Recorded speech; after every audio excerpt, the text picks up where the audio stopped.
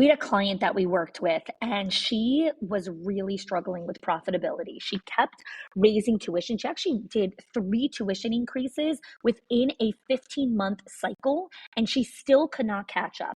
So I helped her work with our 6 money leaks in schools, and she only used 3 of the 6 money leaks and cut her expenses by 50%. 50. She did not fire anyone, she did not slash any of her programs, and she did not work more hours.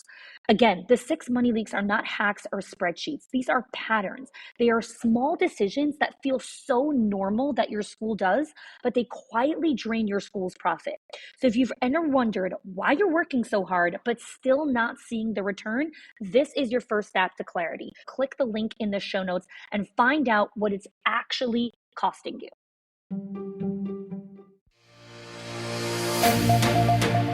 Welcome back to the Schools of Excellence podcast. I am so excited for today's podcast because this is a special 2-part series, the 2023 ECE forecast. We have expert predictions and trends for the upcoming year. So this podcast series, this ECE forecast, has actually been over a year in the making. So last year in December of 2022, I thought of this idea that I wanted to create a forecast where I can help leaders understand the trends, the predictions, the forecast, the cautions, and action steps that they could take to really prepare themselves for the new year. But I only thought of the idea in December, and I was like, great, next year in December of 2022, we are going to release this podcast series. So here it is, right? The coming of this amazing series. So in this 2-part series, I'm chatting with 14 childcare industry experts to help you look ahead in the key areas of your childcare and business growth. We're covering topics like operations, financials, branding, marketing, leadership, and culture. So each of these conversations is going to invite you into what these leading experts in the industry, in their field of expertise, what they're seeing, and how to prepare your business for success and excellence in 2023. Each expert answers the following 3 questions. What trends are you seeing?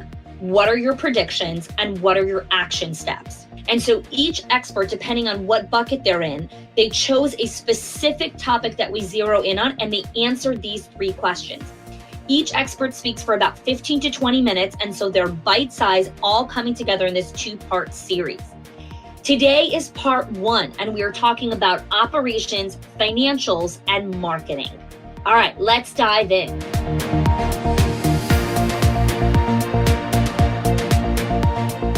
In this section of operations and financial excellence, I speak with the following experts. First, I connect with Kathy Ligon, the CEO and founder of Hinge Advisors. In our brief conversation, we talk about tuition rates going up with the level of current inflation. We talk about strategies to help with rising costs without raising tuition, and metrics and benchmarks to create budgets. Next, I connect with Scott Wayman, who's the CEO and founder of Kangaroo Time. We talk about businesses are getting more strategic with how to deal with their hiring crisis. We also connect on how to implement new ideas like opening your center up for casual part-time enrollment and why strategic planning is important and how to do it. Next up, I talk with Joanne Kinsel from ProCare. In our conversation, we talk about how things are getting better according to data, that attendance is getting back to normal to pre-pandemic days. We talk about the demand is always there for childcare centers, but it may look different with hybrid work. And we also talk about some simple ways of how to set up your staff for success. Next up, I chat with Lynn Wenger from One Place. Lynn offers just an incredibly fresh perspective for the new normal moving forward in childcare centers. We talk about how to be proactive and lean into change and how your mindset plays a significant role in this. And lastly, we talk about how to think about the end when planning and use data to guide your decision-making. Lastly, I speak to Evelyn Light from Childcare Business Professionals. We talk about how to approach hiring from a very different angle, why you need to deviate from industry standards, and strategies to invest and reward your team for retention, and how doing this actually makes you more money. So let's dive into our conversation with our experts for this ECE forecast on operations and financial excellence.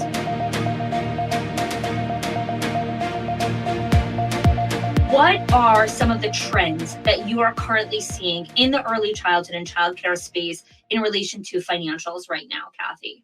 Really great question. I think I see more change right now than I have in my other 38 years. Some of the things that we see are that, and this isn't new, however, the level to which wages are increasing to attract staff is crazy off the chart now. So we've seen that trend for about 5 years in the uptick in what we're paying staff in order to attract the quality of people that we want. So that trend has definitely increased.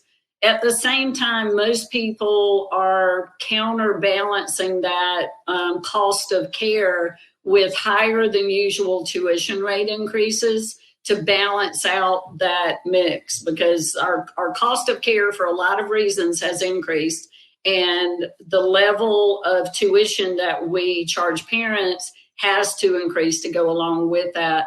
At the same time, we're working with some clients to work on discounting strategies. I like the idea of eliminating or reducing discounts for things like multiple children in the same family, freer vacation days, things like that, industry discounts. And when we can do that in conjunction with tuition rate increases, we can not have to increase rates quite as much as we might have. And that usually helps serve families a little bit better. Discounts is also a hidden danger because a lot of people don't track that. They just track the amount they charge and not the full amount minus the discount. We've also seen supply costs rise. So our costs have risen in a lot of categories like food and paper and gas. And so over the last 2 years, there have been a good many increases in supply costs. And I think the last thing that I would say is that there's some occupancy decreases, and purely because we can't get the staff to serve the population in need. So most of our clients have longer than usual wait lists that they can't fulfill because they literally can't hire. So that's really at a crisis level in the industry right now. Yeah. You paint quite the dreary picture there, Kathy. So ideas. I know, right? We're gonna get into that. So one of the biggest reasons why I wanted to have this conversation with you is because I think this is such a great time for us to really understand how we really look at moments of crisis or moments of transition as opportunities. And so the first thing they always want to look at is data, which are the trends, right? What is actually happening on the field of play in the market? And then we want to look at, okay, what can we forecast? And typically forecasting is something that experts can do, experts in a particular field that have looked at enough years of data, right? Because economy will typically work in cycles. And so what are you really forecasting as we enter 2023 that we could start to look at? Yeah, really good question. So first of all, like I mentioned, tuition rates have to go up. Okay. They just have to go up. So we historically would see 3 to 5% annual increases in tuition to match inflation. We're hearing more like 8 to 12% this year. And even with that increase, it's really difficult to get the matchup of staff costs to tuition. So we really have to, and I think we will see rising costs. I think we'll continue to see grant monies invested in our schools from federal and state sources. Most of those are committed for another 18 to 24 months. It feels like we might see some continuity past that. One of my fears about grants is that some providers might be propping up their staff costs with grant monies. So as grant monies come in, they're using that grant funds to support their operations and not to be as aggressive as they need to when they should be increasing tuition rates, because the grant funds will end at some point, but this level of salary we're paying people right now won't. So I encourage people to do both, obviously accept the grant funds, consider those for growth, maybe in your company, because as you mentioned, a time of change like this is also a big time of opportunity, but be careful not to prop up your operating costs. So that's a little fear That's a little fear. I think we will also continue this huge aggression with buyers who want to enter our industry. And we saw that a little bit before COVID, but during COVID, the industry finally got that recognition that we've all known, that how important we were to the economy and to parents and to the workforce. And we finally got that recognition, and the investment dollars that are looking to buy into the industry are larger than they ever have been. I think we'll see an even bigger increase there. So those are the things I forecast for next year.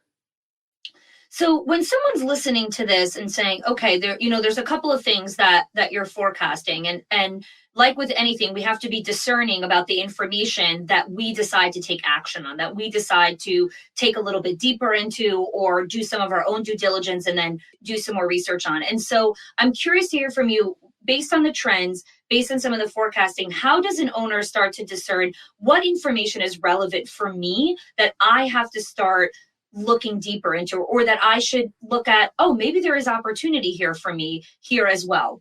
Yes, so good, great question. And a couple of things come to mind. One thing is that it's critical to understand what the financial performance looks like.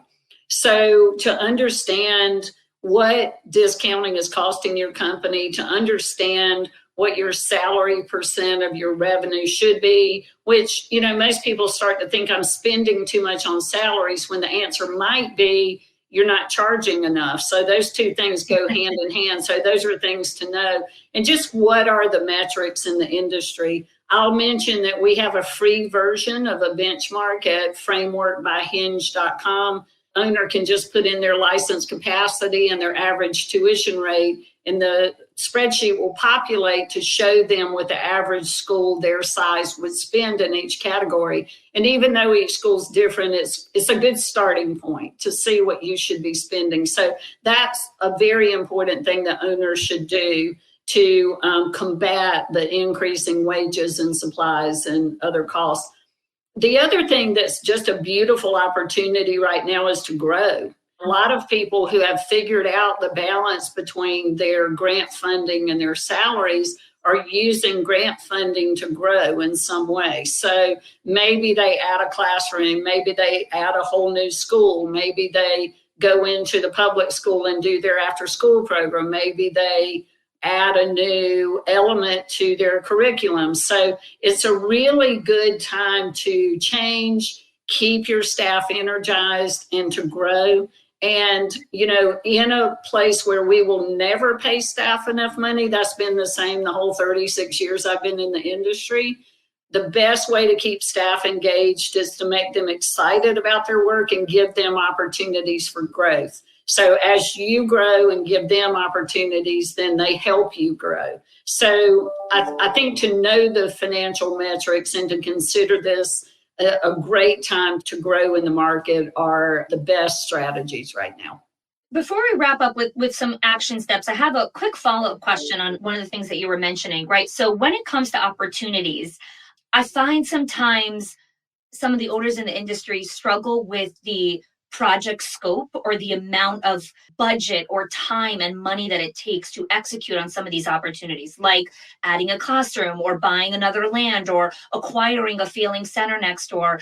I'm curious if you could give some insight into what should an owner look at just from a very basic level if their company is ready to act on a particular opportunity.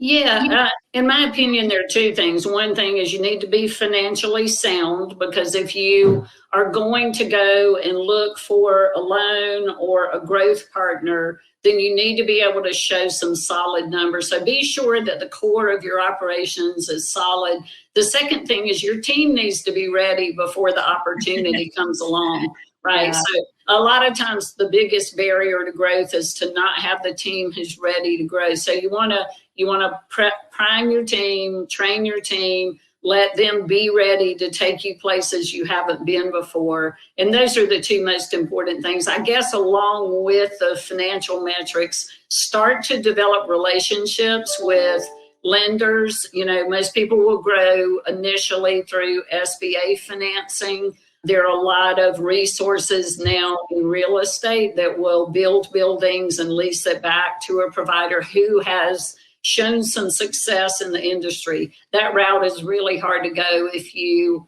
haven't proven success and you're just getting started. But that's Sure. an opportunity for people as well. So build some relationships and get to know people. Yeah, I always say relationships is always the answer to everything. Always be building relationships. Yeah, so I want to wrap up here with what are some concrete action steps I'd love to give to owners? And then I know we also have a huge audience of directors as well. And even though many of them are not heavily involved in the financial aspect, there's still a lot involved in the daily operating costs. What are some action steps that you would advise our leaders? Yeah, so I want a leader to know 5 things about their company. And when I operated childcare centers, I trained my directors this way because, we're educators. And when we get a sheet full of numbers, it looks overwhelming and we want to toss it into the bin behind us. When I say to people that there are 5 things that if you pay attention to these 5 things, you'll be 99% of the way there. Maybe occasionally you look at the others. And of these 5 things, you only really need to think about 2 of them on a daily basis. The other 3 can be thought about as you go throughout your year. But the first thing is your occupancy. So how full are you? Are you fully enrolled? And if you're not fully enrolled, no amount of cost control will get you there. And don't underestimate the power of 1 or 2 more children. And once you get to a certain place and your costs are covered, almost every tuition dollar flows to the bottom line. So there's a lot of missed opportunity in maximizing enrollment within the classroom. So occupancy is first, tuition rates is second. We're our own worst enemies. There's a fear around it. We're beautiful people. We want to support families.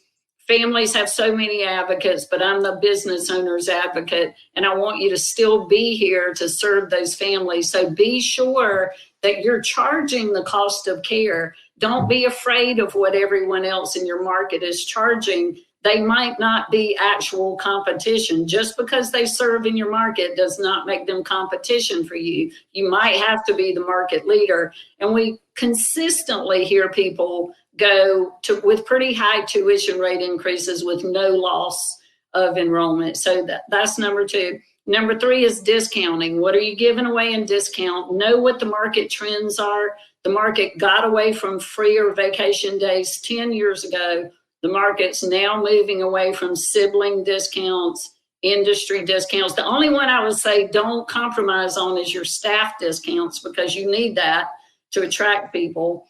So discounts is number 3. Salary control is number 4. But again, in today's world, usually it's not what you're spending for staff, as long as you're not wasting hours, so be efficient with hours. It's usually what you're charging in tuition. So that's number 4. Number 5 is what it costs you to run your facility in the form of rent or a mortgage, and know what industry specific metrics are. You should be spending a certain amount on rent at a certain revenue, and know what that is and don't spend more than you should. So salaries and rent are the 2 biggest expense loads.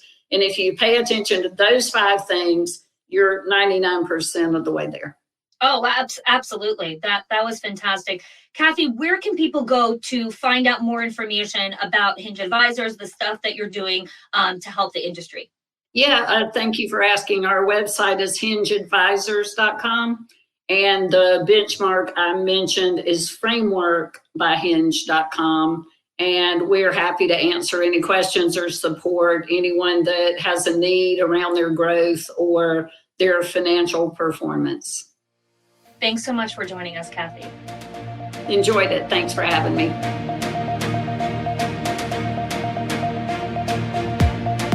Love to hear from you, Scott. What are some of the trends that you guys are seeing from your vantage point, from Kangaroo Time's vantage point? What are you guys seeing in the current early childhood market? Yeah, so there have been some interesting headwinds in the daily operation of childcare over the last 2 years that were an inflection created by COVID. So first of all, that workforce was decimated. I don't know how many owners we talked to over our portfolio of centers. The story is always, always, always the same. Hey, I have 10 classrooms. I can only open 6 of them. We're licensed for 150. Our capacity right now is 80. So that has been the headwind, right? That's been the big resistance. That's what everybody's fighting against.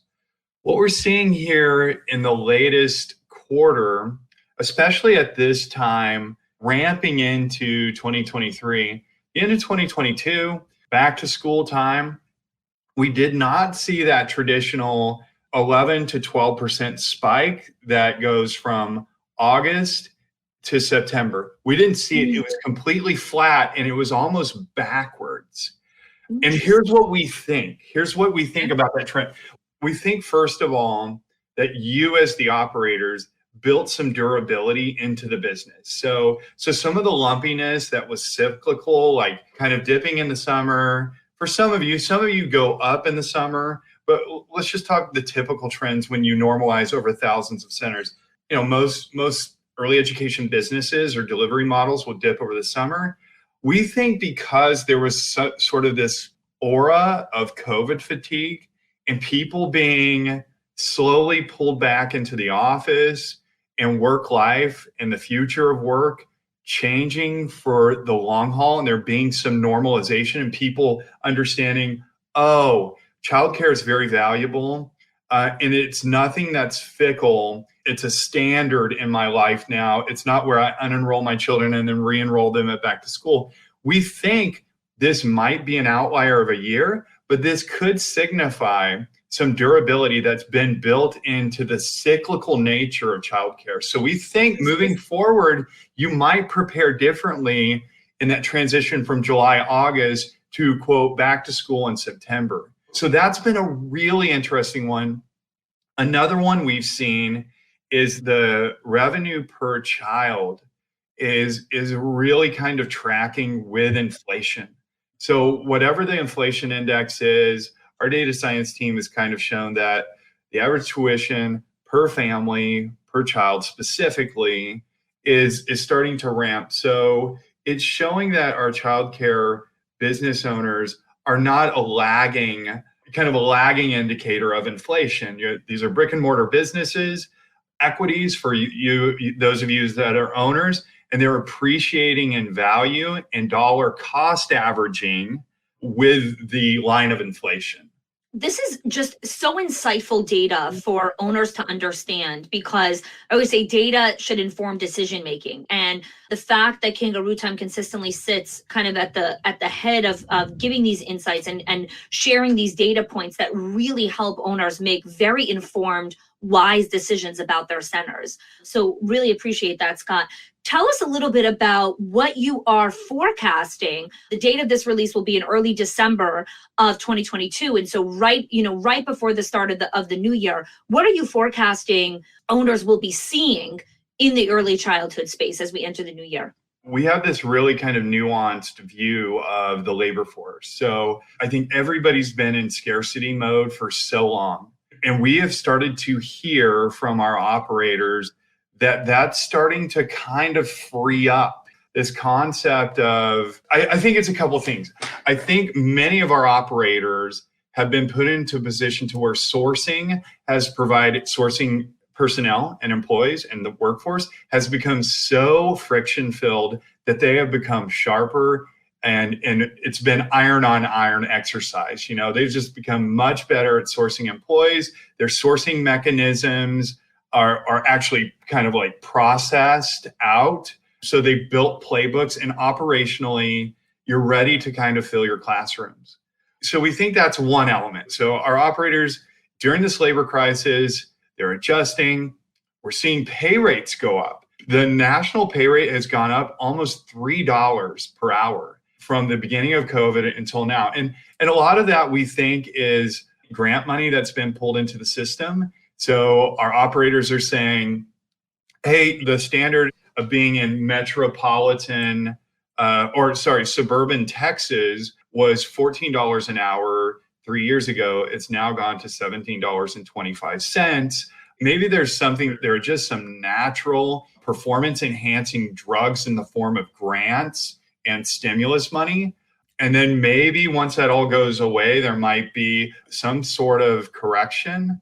We're also seeing that we're coming into a time, if you look at the real estate markets, where we are starting to see a significant correction in most of the metropolitan areas. As we all know, that's the leading indicator of a recession. Technically, we are in a, quote, technical mechanical recession. So that element, our operators are getting better at sourcing. We think that our operators will kind of exist instead of like at 71% of kind of employee-driven capacity, they'll get closer to 90, 100% of where they want to be because they're getting better at sourcing. There have been some right-sized elements in the workforce. People are getting paid more. Now, will enrollment and will capacity come back?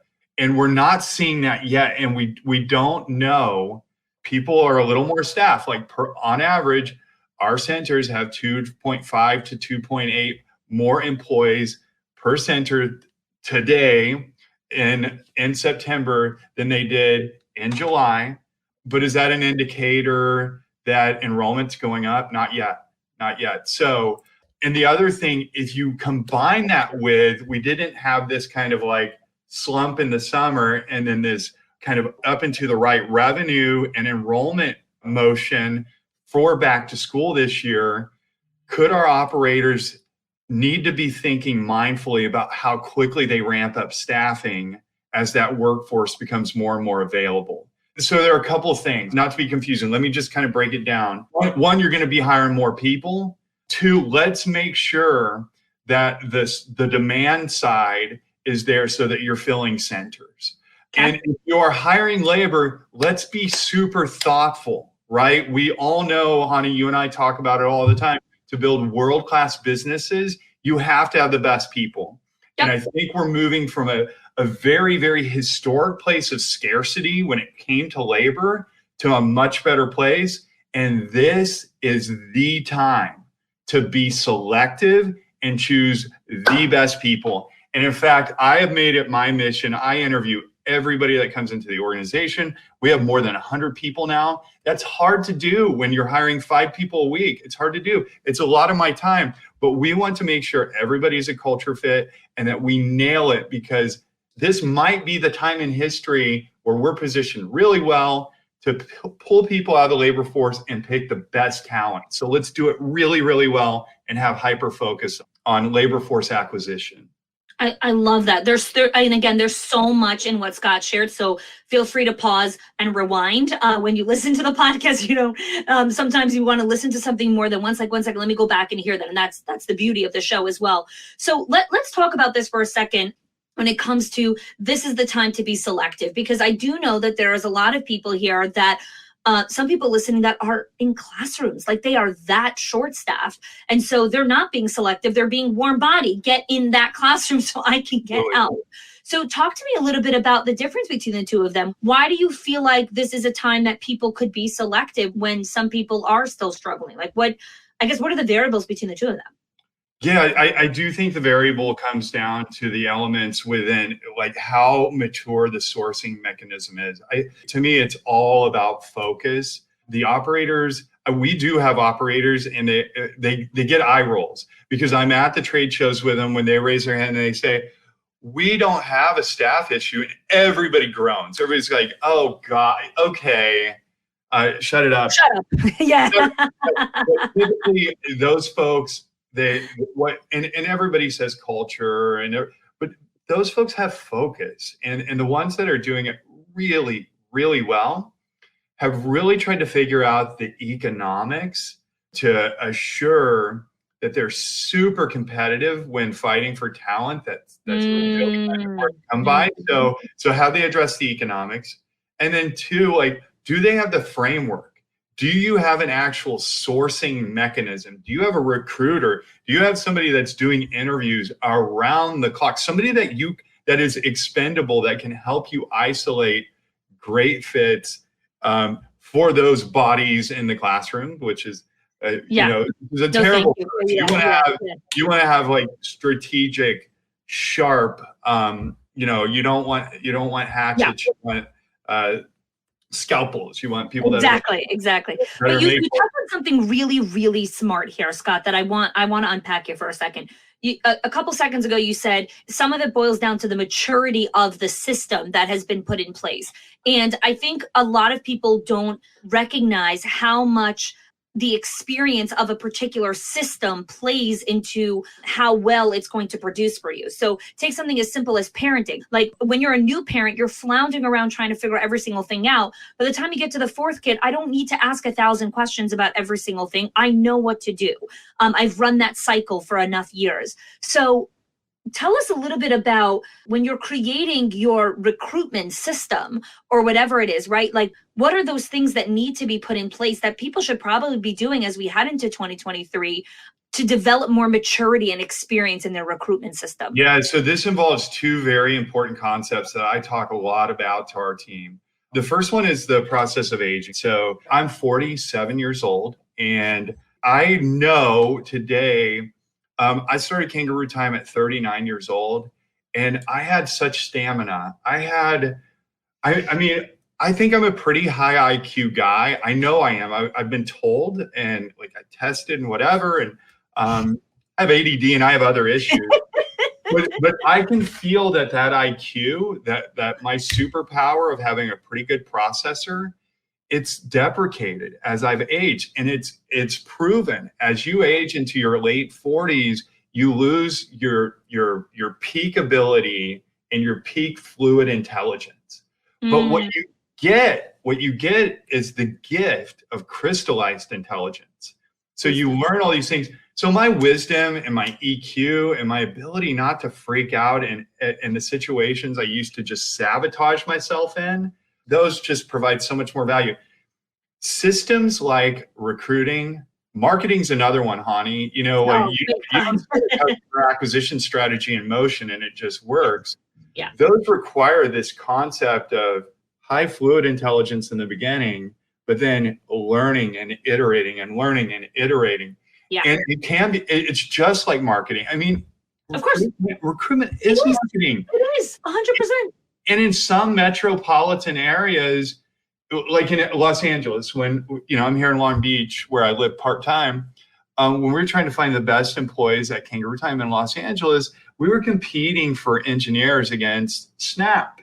And Facebook had just built a big presence here. And there was all this like social media, all these really exciting apps. And people were kind of like, sorry, dude, I don't want to build your stupid effing childcare app. I'm not even a parent. I don't care about that.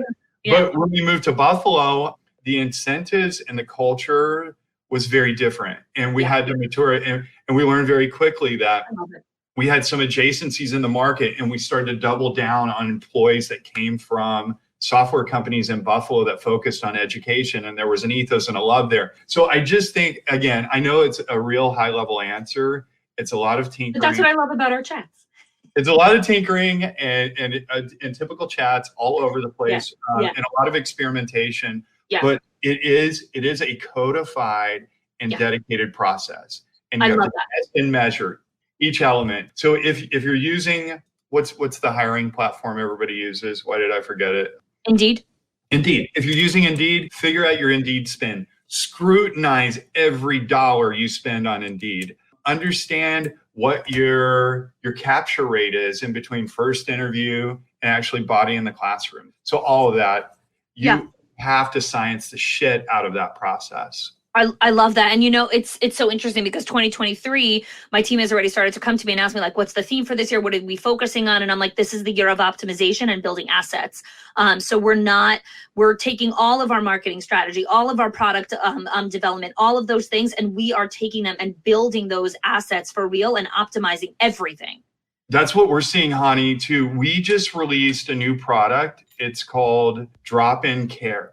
Yes, I heard about this. So we understand when a parent calls in sick or says we're not coming in today, and we can send messages out to parents who are only Tuesday, Thursday because it's Friday. Hey, if you'd like to go get a haircut, do whatever, book here. And they can book on the app. What we're finding is that conversation around supply is so critical right now because our operators, they can't really, because of the labor crisis and finite number of spots in their classrooms, they couldn't do anything. But what we could help them with, and we could have the conversation around center economics, starting with utilization, was, hey, you have spots that are open. You have teachers in those classrooms.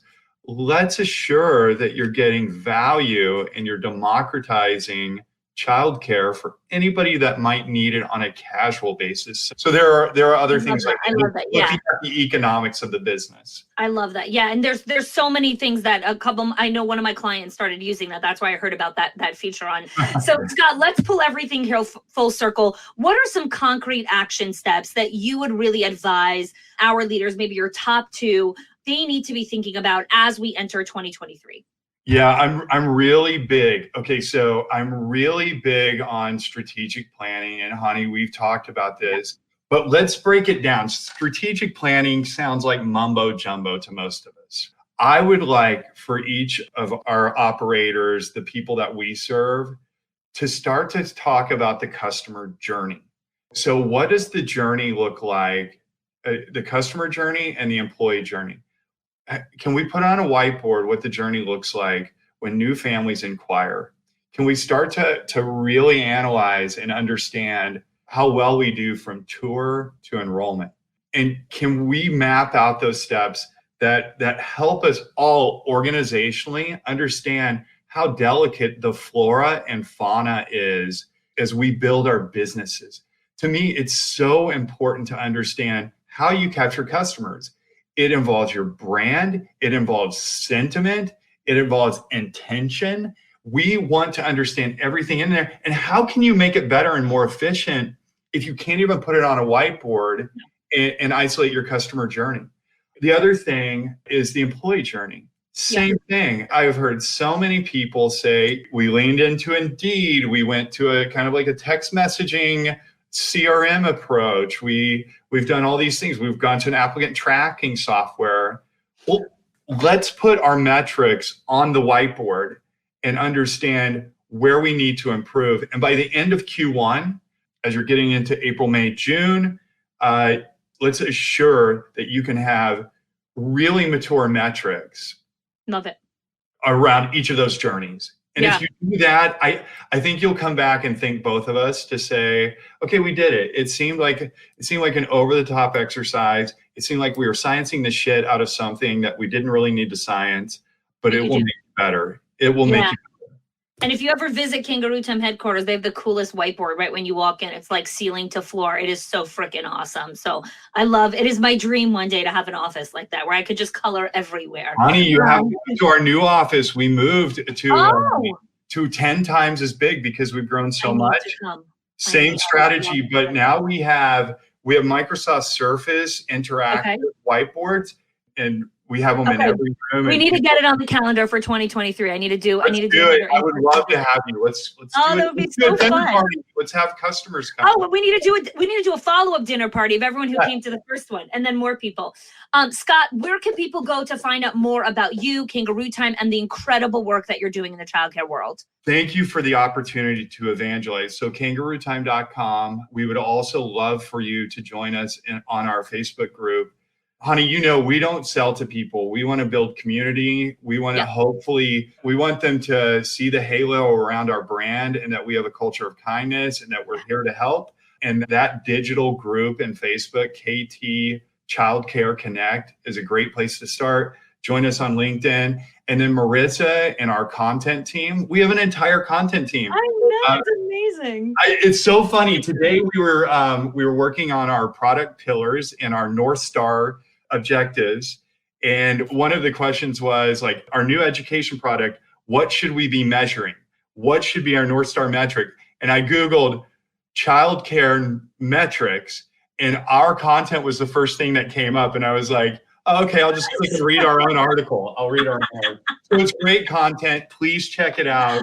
And just know that when you deal with a Kangaroo Time employee, you're dealing with somebody that is super in love with our customers and what we do. We filter, by the way, just to close this out, we filter for two things: kindness and high fluid intelligence. We want employees that will love on their customers and love on their coworkers.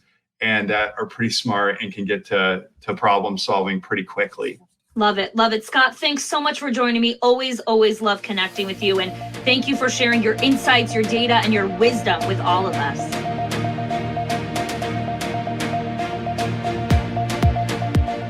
So I'd love to dive right into the goal of, again, this ECE forecast is all about understanding the trends in the landscape right now in early childhood. And by trends, not like the hot new trends, but really about what is happening currently in the market, boots on the ground, what's happening in our childcare centers.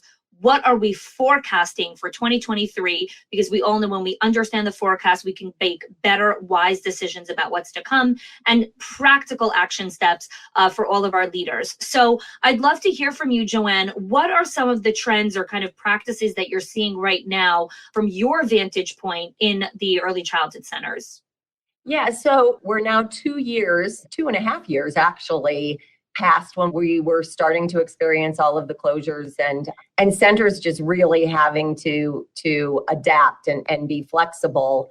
We at ProCare have monitored attendance levels and compared back to February of 2020 during that 2.5 year period, and are really seeing 92% was the most recent, and that was in May. We always have some seasonality in the summertime. So we're really looking forward to seeing the September and expecting that it's going to be back to 100%.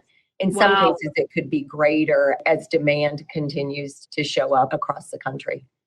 I love that. So just a lot more enrollments, like full centers. I know most of the clients that I connect with have giant wait lists that they can't fulfill due to lack of staffing. But tell us a little bit more of the insights and data that you guys are seeing in ProCare. This is one of the things I love about software is the data. Like the data doesn't lie, numbers don't lie. They tell us a great story. So tell us what else you're seeing. So in addition to the attendance and the levels getting back to normal, we also have new data across the market, including ProCare, but even more broadly, some third-party data that was looking at the closures that did happen. So closed permanently.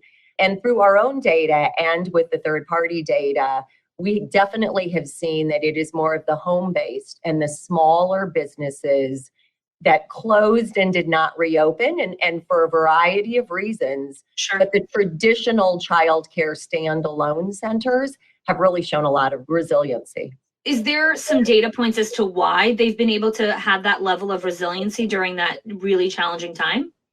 You know, I think when I first joined the industry many years ago, I was curious about even recessionary periods and how did the childcare industry react to all of that.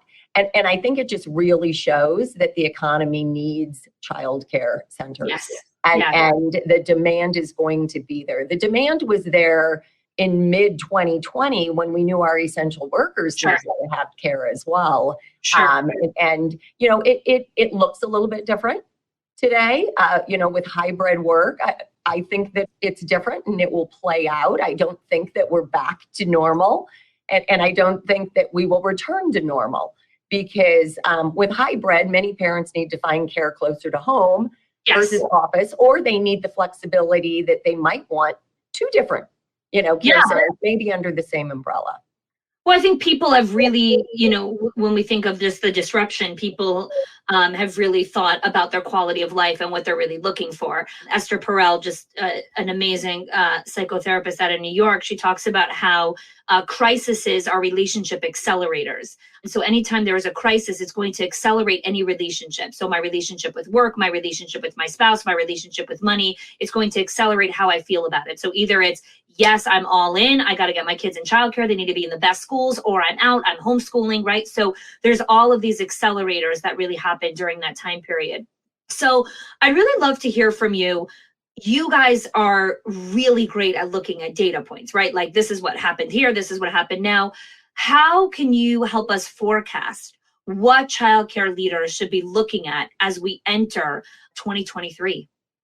It's the wait list, as you mentioned earlier, as well as the parents' expectations and how the parents' expectations have changed as well. So a couple of things that we, you know, quickly rolled out. We've always had the contactless payment component in our solutions, but the percentage that we're now parent contact versus not touchless methods as well. And our contactless check-in and check-out. So we quickly rolled that feature out because parents weren't allowed into the centers. Into the building, in addition to phone barcode, we also have a geofencing. If centers want to allow parents to check in when they're close to the center, not necessarily having to come to the door, and scan that barcode as well. It's fantastic, right? And isn't it amazing what technology has evolved from 10 years ago, like what that looks like now. So when I think of a forecast, I always like to look at it from the perspective of how the forecast helps me make decisions, right? So when I go to my CFO and I'm like, show me my cash flow forecast, show me what's going on with my numbers. And the reason I'm asking her for that is not just so I can know the numbers, but the numbers will tell me a story, which will then inform the decisions that I'm going to make inside of my business. And so I would love to hear from you, based on some of the forecasts that you're looking at, what kind of decisions should childcare leaders be making based on what's coming, based on the forecast that you're looking at? As far as, and I speak to technology a lot because that's what we provide. Yes. Making it, we talked a little bit about hiring challenges. For many of the reasons, I can appreciate the other guests that you had that spoke about just anytime there's crisis, and it's your workers, but it's your parents as well. And so making sure that you're providing for both in tools and technology and meeting them where they are. Many parents are wanting to know what their children, are doing throughout the day. So the real time, the digital experience of their education, which includes, the curriculum and what you're teaching, as well as all of the other things that you're doing throughout the day. And making sure that your staff and your teachers are able to provide that information seamlessly so that they can focus on the things that they need to focus on as well, not writing it down on a clipboard. And so really, we still, through market studies, believe that there are 4 out of 10 childcare centers are still using manual methods. Wow. 4 to 4.5 are still not using center management software. So really looking at that from an investment perspective. We also know that costs have increased and pay has increased, and parents are willing to pay, to make sure that they have the best care and education for their children. And it's really hard for business owners, especially the small business owners, to increase their tuition. And a lot have a hard time. So you talk about going to your CFO and asking for the numbers. It's making sure that you have enough revenue to cover the costs as well. So, really looking at technology as helping to eliminate costs and efficiency versus it's an extra expense. So let's talk about that a little bit, because when we start to prepare for a new year, and I know this is the way that I like to train our clients, is we have to understand the commitments that we're going to make. Like, what are the big projects that we're truly going to undertake in the new year? Software migration, whether you're moving from one software to another, or in general, just software upgrade, you're moving from your pen and paper to software, is a project. It is a year. Ladies and gentlemen, if you are listening to this, a software migration is not 2 weeks. It is not 4 weeks. It is a year. It takes time to learn it. It takes time to train your people. It takes time to get acclimated. It takes time to create it into a habit.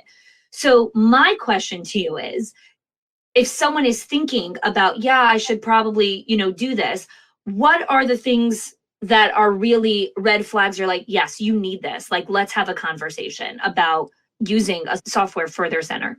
So the first red flag, unfortunately, is if you have a surprise audit and, they come in and they ask to see the teacher and child ratio, and you have to go to the closet and you have to find the box from March 2021. So when you say red flag, that was the first thing that came to mind. And I've heard and I've seen, regulators refer centers to ProCare. So, but really, if you're having a hard time retaining staff Mm. and really understanding, is it because it is just so burdensome and the burnout is real? And so how can we, using technology, help with that?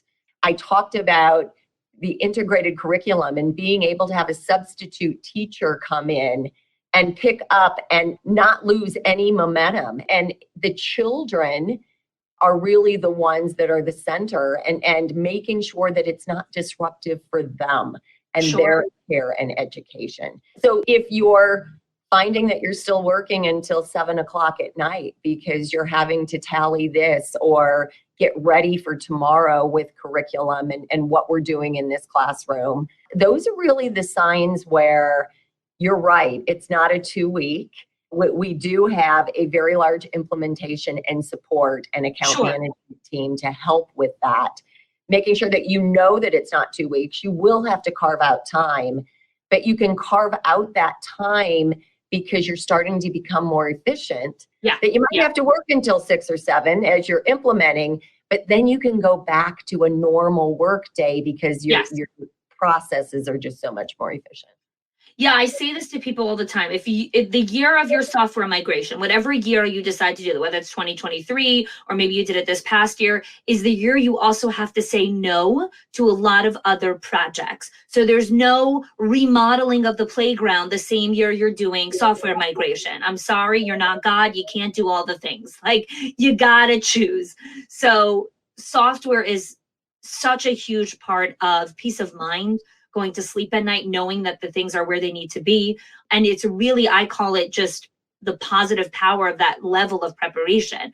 I think about all the different people and the levels of preparation that they have, whether they're in combat or they're, Air Force pilots or they're working in the K-9 unit. They train and train and train. So in that moment of crisis, they're ready to go. Your software is a huge component of your training. You have everything in order. So if there's an audit, if there is this, if you're okay.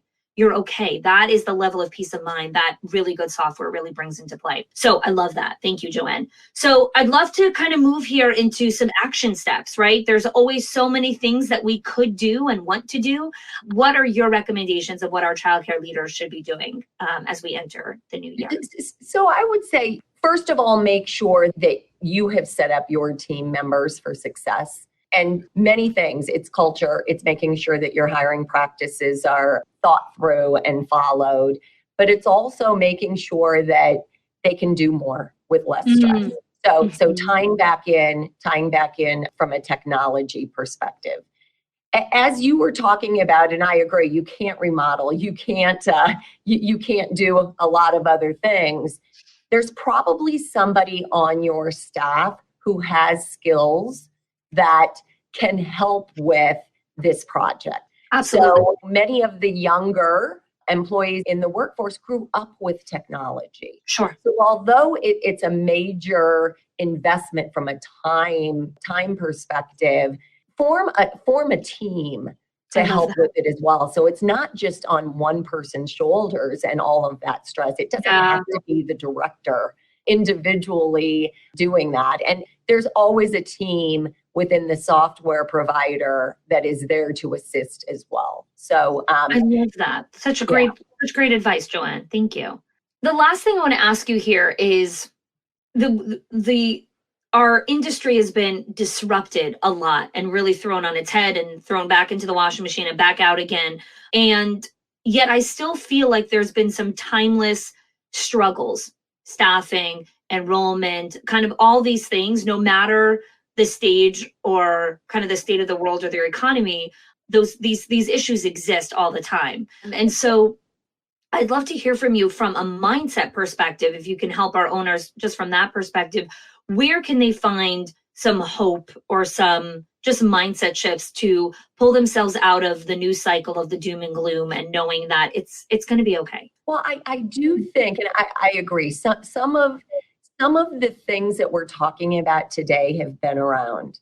I think the last 2 years have provided the platform for others to become aware. I think the essential workers needing care was one of the first eye-opening to a lot of legislators across the country as well. There is money that still has not been put to work as well. Sure. So really, and you may have already covered this on another podcast, making sure that you know what is available within your state and make sure that you're tapping into those resources that are available for you. ProCare is committed to continue to help make your lives easier and definitely here to help in any way. It will get better. I think the awareness is just the start. We're not there. It will be a journey, but definitely see the light at the end of the tunnel for some of the struggles that they're experiencing. So, Joanne, where can people go to find out more about ProCare and the work that you're doing in the childcare world? So we have our website, procaresoftware.com, and there are ways to contact us on that site as well. So across, we have a team of 400 that is here to help in many different ways. If you contact through one channel and they don't have the answer, they'll get you to the right person. So awesome. And we'll have the link to your website inside of our show notes, and you guys can go check it out. Just Google ProCare also, and I'm sure you'll find any of the information you need there as well. So thank you. Thank you so much, Joanne, for joining us. Yeah, and I would just like to really, in closing, just a quick thank you to all of the childcare heroes that are listening. You're essential to making our economy run, and ProCare is so grateful for the work you do every single day.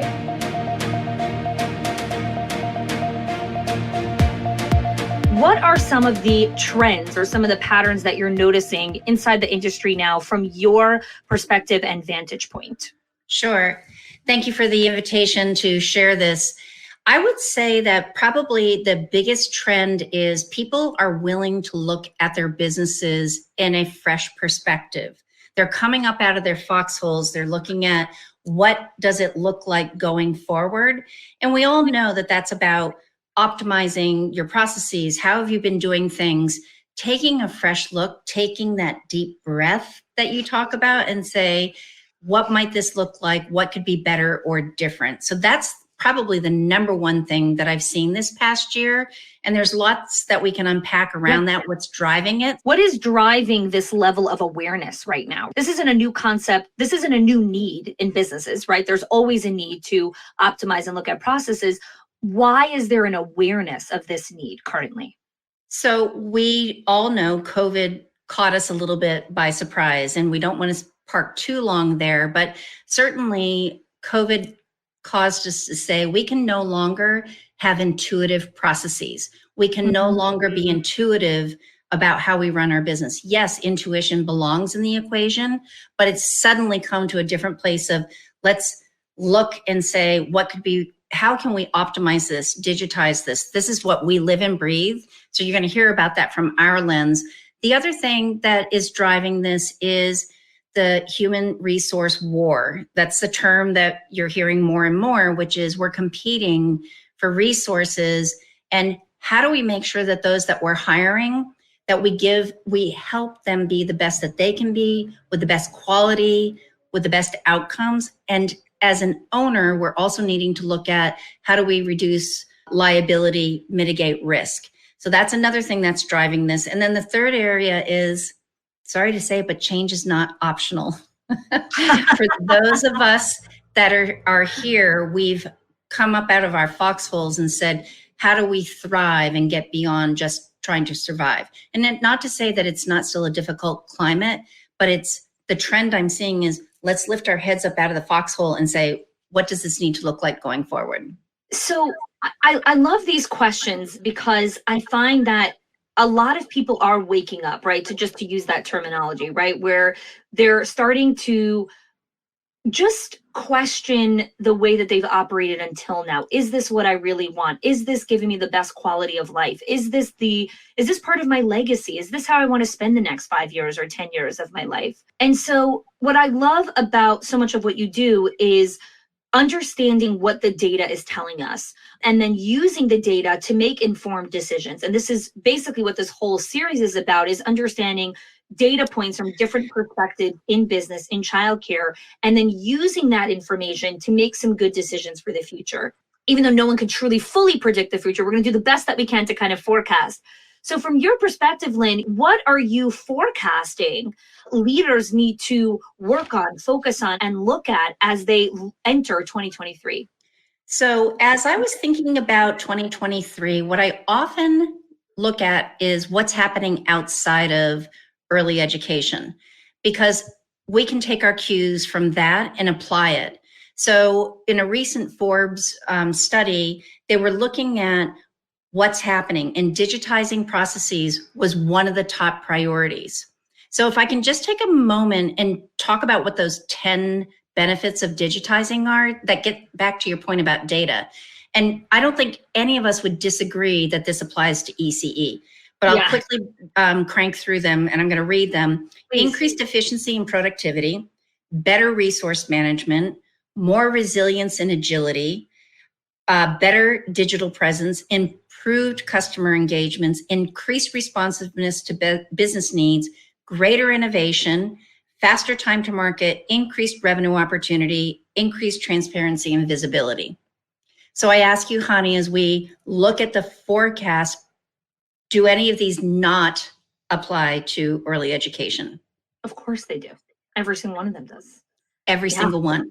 Yeah. So, but we also, so from a forecasting perspective, I think what's happened in parallel with your very first question is what are the trends, what are we seeing currently, is we are stepping up as an industry to run our businesses as a business. And yes, it's about the children, but those 10 things I just mentioned are vital to how we ensure that we don't just survive, but we thrive. And you and I share something in common, which is we're all about excellence. So schools of excellence, and we talk about at One Place Childcare, centers of excellence and multi-site masters. So what do they have in common? What I see that they have in common is they're looking at data, as you mentioned, and we'll talk about that in a minute, but they're looking at data. They're also looking at continuous improvement, and they're not satisfied with the status quo. So they're looking at what could we be doing better or differently. So with that, we can no longer afford to operate in our paper-based system. So forecasting is our paper will still have a place, but all those 10 things that we just talked about, that cannot be done by paper alone. So you absolutely need to be digitizing. And that's what the thrust of this article was about, are the trends in the across industries, but more so even in our industry of how can we be centers of excellence, schools of excellence, multi-site masters, and digitizing processes and procedures and systems is really a trend for 2023 where it's no longer going to be optional. So here's the thing. Whenever I look at the future kind of forecasting, or like, here's what you need to think about, or even, I don't think people have been more prepared for a recession ever. I feel like we've been talking about the economy for months now. Like everyone, like usually a recession really creeps up on people, like in 2008, 2009, or the recession beforehand. And while we know that the economy works in cycles, I feel like we've been talking about this for a long time. And yet, even with a ton of forewarning and forecasting, people still don't take action, right? People still do whatever they want. And then like when something like, oh, that was surprising, that just creeped up on us from nowhere. So can we talk a little bit about the mindset for a moment here? Yes. Because, when I love jamming with you on mindset stuff. How do we help leaders cultivate the mindset of understanding when is now? You and I talk about this all the time. Like, when are you going to do? Well, when is now? How do we cultivate that mindset and stop saying, when the crisis happens, then I'll deal with it? So this is a loaded question, and we're probably going to go beyond our time. But if I could boil it down to something I've been studying is a golden triangle. And I had recently hosted a webinar around this, and the golden triangle is around people, process, and technology. So again, it's getting people engaged in the process. It's so people engaging in the process, and then technology is a tool. So it's really stepping up as a leader saying, like I said, what we're looking at for next year, but begin with the end in mind. Where are we excelling? Where do we have gaps? How do we get in our staff engaged? And have them talk with you about this conversation so that they can buy into it and help define it. So I don't think there's a perfect answer to that, Hani, because I never want a perfect answer. Yeah, I want to get a good answer. And that's where it's our room to grow as an industry. Yeah. But I also see that, again, if you start with the people, the process, and the technology, because we are in a shortage of staff, we have to have processes and technology to support it. Having said that, listening into your content, which is why we love each other and work together, you also talk about, but don't forget, you can have all those perfect things in place, but you also have to have the ability to act in a crisis or act where it's not in a manual or it's not in the technology or not in the checklist. So but what I think you and I can agree on is if you have the people, process, and technology, those infrastructures in place, it gives you that mind space to be able to think when the bread's in the oven and you need to run and go take care of it. Or if there's a teacher that calls out, it's that mind space because you've got the rest of it under control. So you can say, all right, we're going to triage. Yeah, this is such a beautiful point that I'll kind of close on mindset. And then I want to go to the next question is that when the standards and processes and checklists and compliance is in check, you freed up capacity to start using your brain in a different way, to practice discernment in a different way. But when everything is a mess, the brain can't even elevate the way that you want to be thinking. So I really love the way that the two worlds really come together in that. How do we create space, right? I talk so much about space and mental space and mindset space. Some of the ways that we create that space is through building these strong foundational pillars. So I love that. What else are you forecasting? What else are you kind of looking at for 2023? Well, again, the people and the ability to find people, that's not going away. And so we already know that. Yeah. As far as, so what do you do about that? We have to sit in that uncomfortable space that you've talked about of we're not going to suddenly have a full room ready of people who are getting ready to be interviewed. So that's something that we have to kind of sit with. So what do you do to address that problem? And this gets back to how can you make sure that you have systems in place to quickly onboard people? How do you make sure that you have systems in place that you can ensure that they're meeting your expectations, both from a quality perspective, as well as they feel part of it, that they belong, there's a sense of belonging. So when you invite them to participate in that process of their onboarding and the 30-day, 60-day, 90-day, we no longer can do 6-month check-ins, annual reviews. That's been shortcutted. I also see with that, and there's a lot of conversation around this, is how do we compensate staff? And this whole idea of bonuses, it's not bonusing them to stay with you. It's bonusing them because they're meeting and exceeding expectations. And that can be, I have schools that do this on a monthly basis, quarterly basis, half year, annual. But the whole idea of having, and we've not seen this until this past year, having scorecards that are really concretely, objectively saying, where are we meeting targets and where are the gaps? And the staff is involved with that. So that's another trend I'm seeing and something that's going to go 23 and beyond. Oh, that's for sure. Absolute. For sure. For sure. So what are some action steps that you can leave our owners with, right? The whole goal of this series was for people to understand the trends, understand the forecast, and leave with some really great action steps from each of our phenomenal experts. So what are some of your action steps, Lynn? I would like to start with don't complicate it. Great action step. So the first is don't complicate it, just kind of step back. And I've been this past year myself, and the way I work with clients and some of the guests that I have on my webinars is let's begin with the end in mind. So a simple step for 2023 is let's begin with the end in mind. So as we've talked about in other sessions, what would be better or different and how will I know? Mm-hmm. And the specifics of that I would recommend is you do things in your center that provide you incredible insight. we talked about data. So I'm going to say data is, did it happen or not? Information becomes, and we recommend you look at data, information. Information says, how well did it happen? Knowledge then says, are there gaps? What could we be doing better or differently? And then the wisdom says, how do I replicate this across my staff, across my classrooms, across my schools? And I would really boil it down to that simple, is just saying, begin with the end in mind, look at data, information, knowledge, and wisdom. Take that and then map it back to your school to say, what am I doing today?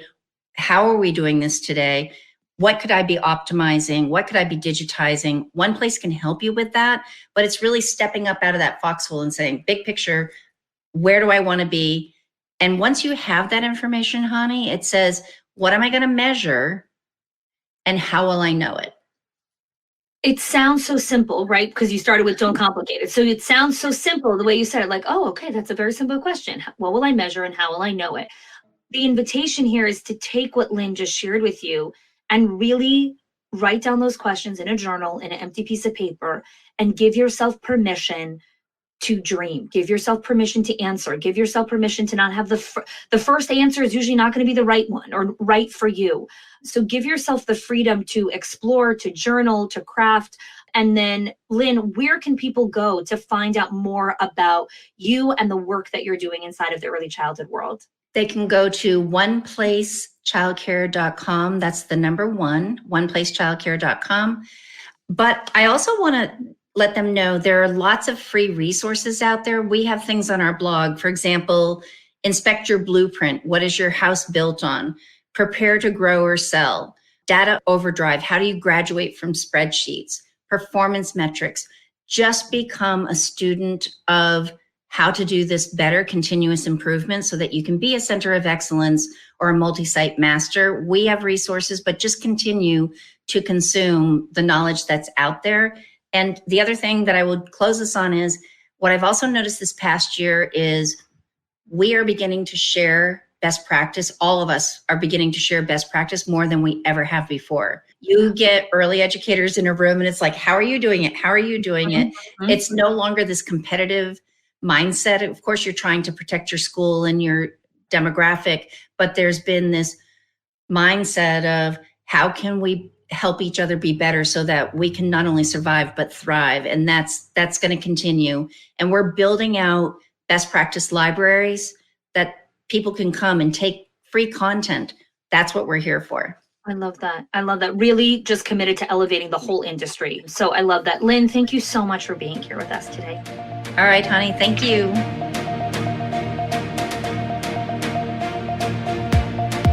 So let's dive right in here. I want to kick us off with, tell us a little bit about some of the trends that you are currently seeing in the job market. We all know that, I think I've heard this as long as I've been in the industry and probably even before, it's so hard to hire. It's so hard to hire. I can't find quality staff. Where do I find good people? It's kind of almost the tantrum of the school leader. So tell us a little bit about some of the trends that you've been noticing over the last, 2 to 3 years or so. Right. Well, and I want to speak to first the notion that it's so hard to hire, because it really isn't. It's how we approach hiring that is the biggest problem in our industry, right? I don't have a hard time hiring, and I'm a childcare center owner, and I have people waiting in line to work for me. But that started before, right? It's the culture I've set up, my branding, my reputation. So for anyone out there who thinks, oh my gosh, it's so hard, it doesn't have to be. That is something that you've created and you can overcome it. And I know that in our society today, it is hard and you see help wanted signs everywhere, but it doesn't have to be that way. My favorite topic to teach on this is if you look at, and over here on the West Coast, we have this place called Dutch Bros, best coffee. And I don't drink coffee, but I love their teas and stuff, versus Starbucks. Sure. Every Starbucks you go to, there's help wanted signs, and they pay very well and they have really great benefits. Then you go to Dutch Bros that pays anywhere from $3 to $5 an hour less than Starbucks, but they are not having a hard time hiring at all. And I actually interviewed one of the managers at Dutch Bros and asked him why this is. And he basically said, well, look, wouldn't you want to work here? It's so fun. It's like, the culture they created makes it Yeah. so people want to work. Yeah. So that's just my first thing I'll talk about, which doesn't really have to do with No. This is great, because I want to actually touch on, every person on this, 2023 ECE forecast is really talking about the trends that we're seeing, what we're forecasting for 2023, and the action steps you can take. So I actually love what you just said here, how you kicked us off, that I think there's a trend to complain about hiring. Yes. I think that it's not just about exactly. So can we talk about that for a moment? Like, where has this trend of complaining about hiring come from? It's almost like we find peace or comfort in the complaining that I can't find hiring. Talk to us a little bit about that. Absolutely. Our industry has this victim mentality that we have to get out of. I am so passionate about this. I actually trademarked the term ECE revolution, because it is time for us to change who we are as an industry. We have this victim mentality that we can't pay enough, that we're not seen as professionals, that we're not respected by K through 12, that parents can't afford to pay it. We have all these excuses that we have come up with to make ourselves this victim. And then we tell ourselves, well, we can't hire because, and here comes the excuses. So when we leave that victim mentality and we start thinking, okay, well, what can I do to overcome these things? Then you go from being a victim to a victor, and suddenly things fall into place. I used to live in a victim mentality. My center was like a revolving door where I felt like I couldn't keep children and I couldn't keep staff. That is not the case. I now have a 1,300 child wait list, and I have people lining up to work for me. And that's because, honestly, I changed how I saw my center.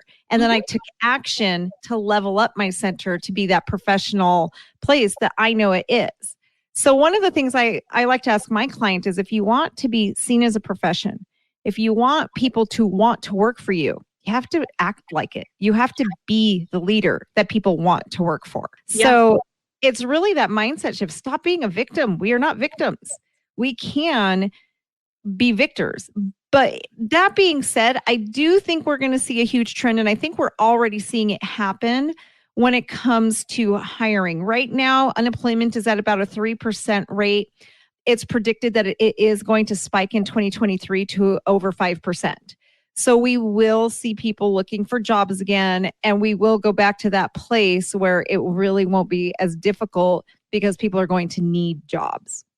So what's trending right now is you're seeing a real staffing shortage. People are really struggling, right? But I feel like we can have this conversation in 2018, in 2016, in 2012, in 2010, and I can have this conversation again with you in 2050, and we'll still be kind of talking about this thing as long as we consent to it being a trend. So when you're looking at forecasting, part of the job forecast is unemployment will be rising at 5%, like you were saying. So people are going to be hunting for jobs. Yes. So how does this forecast really impact the childcare space? What does the owner and leader need to be looking at when they look at this data of what's coming? Well, I think it puts us in a great position to leverage. And I think from the business world, which I love to engross myself in, everything for 2023 sounds like doom and gloom, right?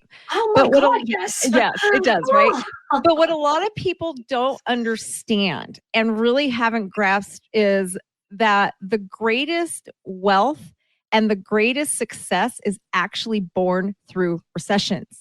Yes. It's the people who don't stay with trends. So what I have to say to ECE leaders is stop following the industry standards. Yeah. ECE, our industry standards are not working anymore. And that's a wonderful thing. I think it's a wonderful thing. And if we start following the trends, right? The Great Resignation is a great thing. People decided that they were going to demand more out of their employers. And don't be fooled. It doesn't have anything to do about money. So all of you owners out there who think, oh, I can't afford. It has nothing to do with money. It has to do with your quality of life. And Connie, Mandy, we had talked about who works for me now. Yeah. She came to work for me in my coaching company. She left a very successful 8-figure company making a very high wage because she wanted something that she really believed in to work for. And so she took a pay cut to come work for me. She left a very successful, very prestigious 8-figure company to come help me because she believed in the vision and the mission of the work I do. That is the key. Yeah. And that is where we can really lean into this. In early childhood education, what better industry is there to speak to the fact that people want a mission to work for? We are prime.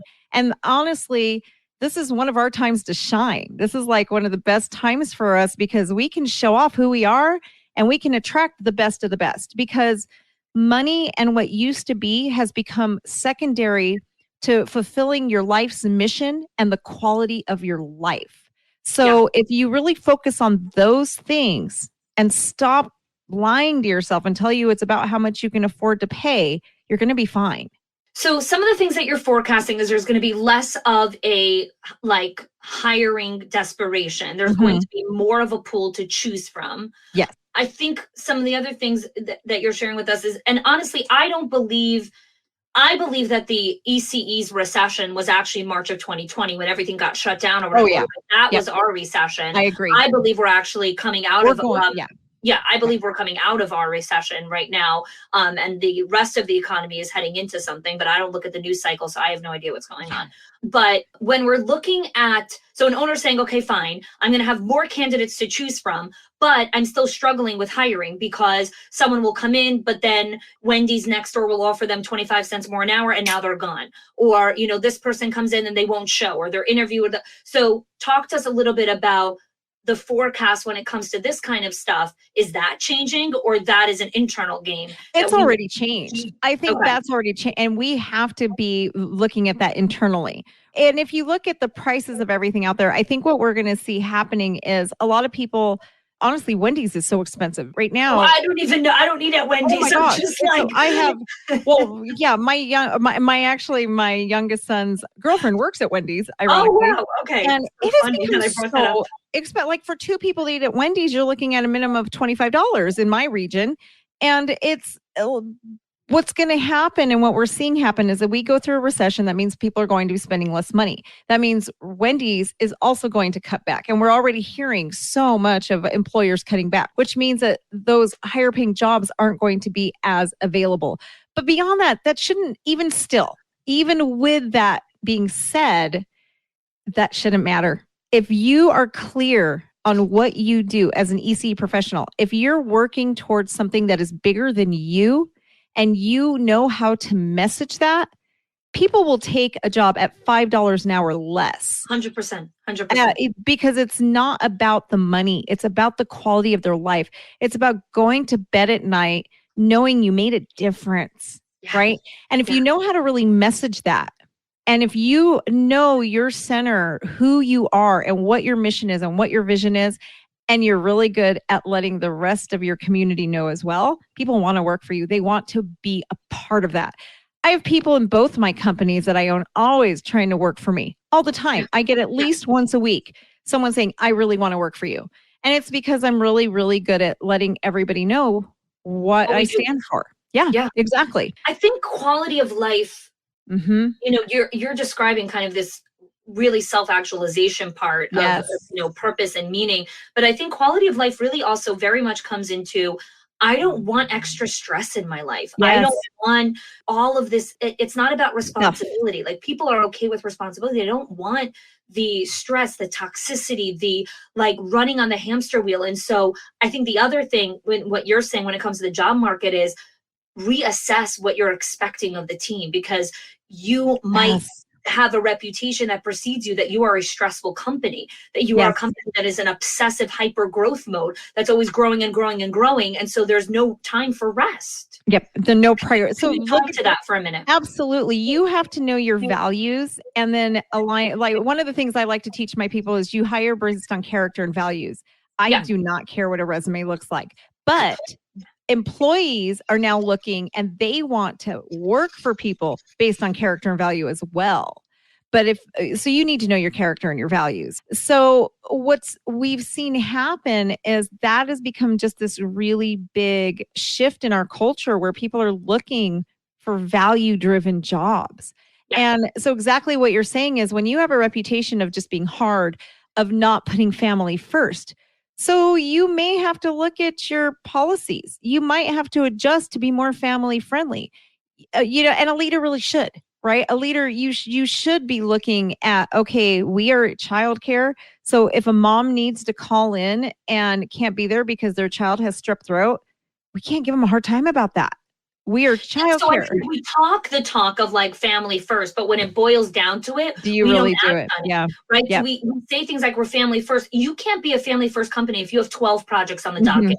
That's Absolutely. not a family first company. That's a company that you're telling people you have to answer the phone during a dinner date. You're going to have to answer the phone during bedtime because Yeah. if not, the work doesn't get done. So it's such a values mismatch. Well, and also just really watching and understanding your staff. Like one of the things I put into play last year that would probably shock most people is I actually gave my staff, every person in my staff gets a mental health day every month. And so I basically gave them an extra 12 paid days off a year just to take care of their mental health. And I've told them, like, this is just an extra day for you. Drop your children off with us, right? Because a lot of our parents or our teachers have children, and just go take care of yourself. That's it. And then I've given them opportunities to earn even more days.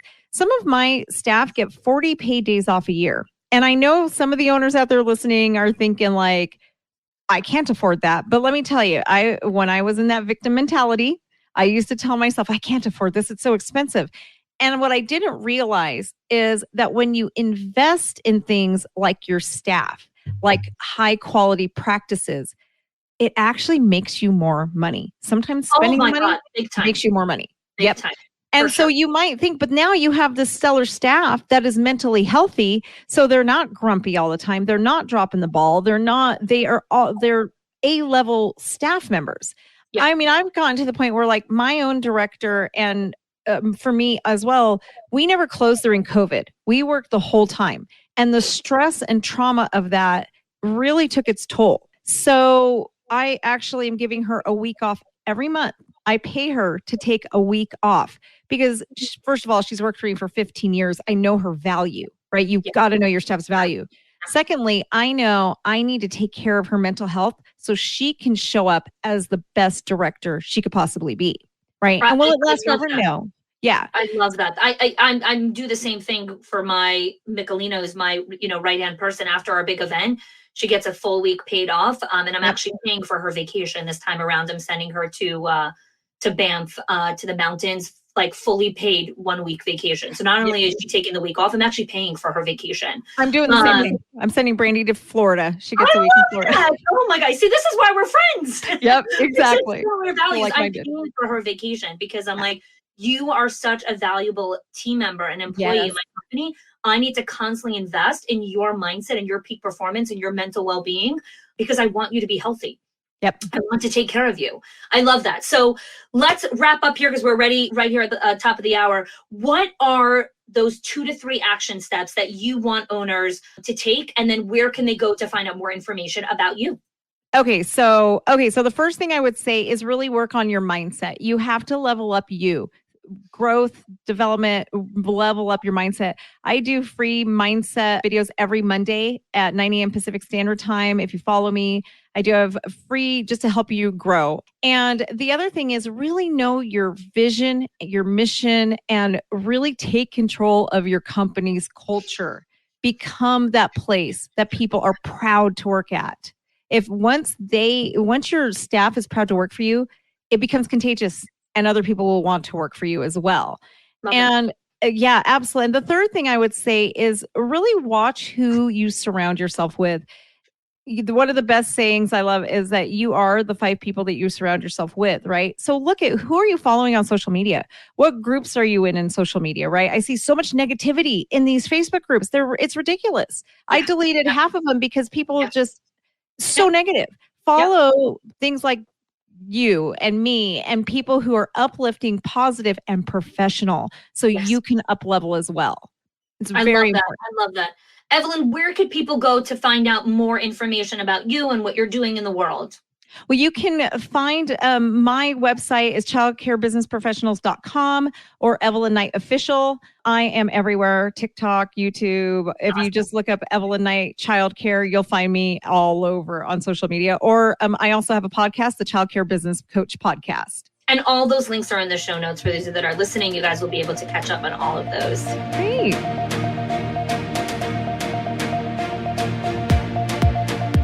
In this section of marketing, I chat with a couple of amazing experts. First up, I chat with Chris Murray from the Childcare Success Academy. We have a very interesting conversation where we talk about why wages are changing and rising and why you need to meet this change. We also talk about how to use professional development and free apps to help your own and your team's mental health and emotional well-being. We talk a lot about mindset in this brief conversation, as well as tactics to always be hiring and how to retain staff with top talent. This is a phenomenal conversation with Chris. Next up, I chat with Nick Williams from Childcare Business Growth. In our conversation, we talk about how to leverage social media and why video is important in your marketing strategy.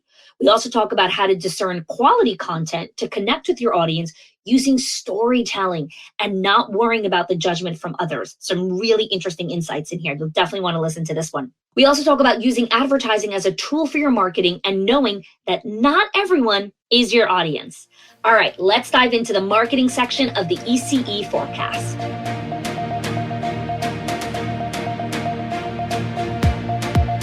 Tell us a little bit about some of the trends that you are currently seeing in the early childhood childcare space right now, that it's not so much trends of like what's popular, but more what are the patterns, what are people seeing, and what have you noticed specifically? So there's two main trends around hiring and around our labor force right now in the world of early learning. And the first trend is an increase overall in early learning teacher wage scales and all labor wage scales in an early learning setting. So leaders who are stubbornly keeping their wages low because they haven't figured out how to financially deal with the requirement of today's labor market to raise those wages, to be market competitive, are really struggling and suffering right now, Connie. And so that's the first trend, is that we guide and teach people how to raise their wage scales to be competitive, and then how to figure out the financial piece so that they can still be successful and profitable. So that's number one. Number two is that there's more focus than ever. Positive school culture, collaborative school culture is more important than it's ever been, because today's teachers and just today's overall talent have so many choices, and you can hire really, really well and get them in the door. But if you don't have a positive school culture, they're going to be going out the back door in droves. So it's always been important. You and I know that. We teach on it all the time, but today's labor force wants it more than ever. So those are the two trends that we're seeing right now. Why are people seeking a great place to work now more than ever, right? So again, it's always been like that. I mean, from the dawn of time, people want to work in a nice place. But why now specifically after 2020? Why is it more important? Why are people seeking? So about a quarter of workers, people in the labor force in the United States, actually switched jobs in 2020 and in early 2021. So a quarter, I mean, think about the huge shift. All the companies are dealing with all of this turnover.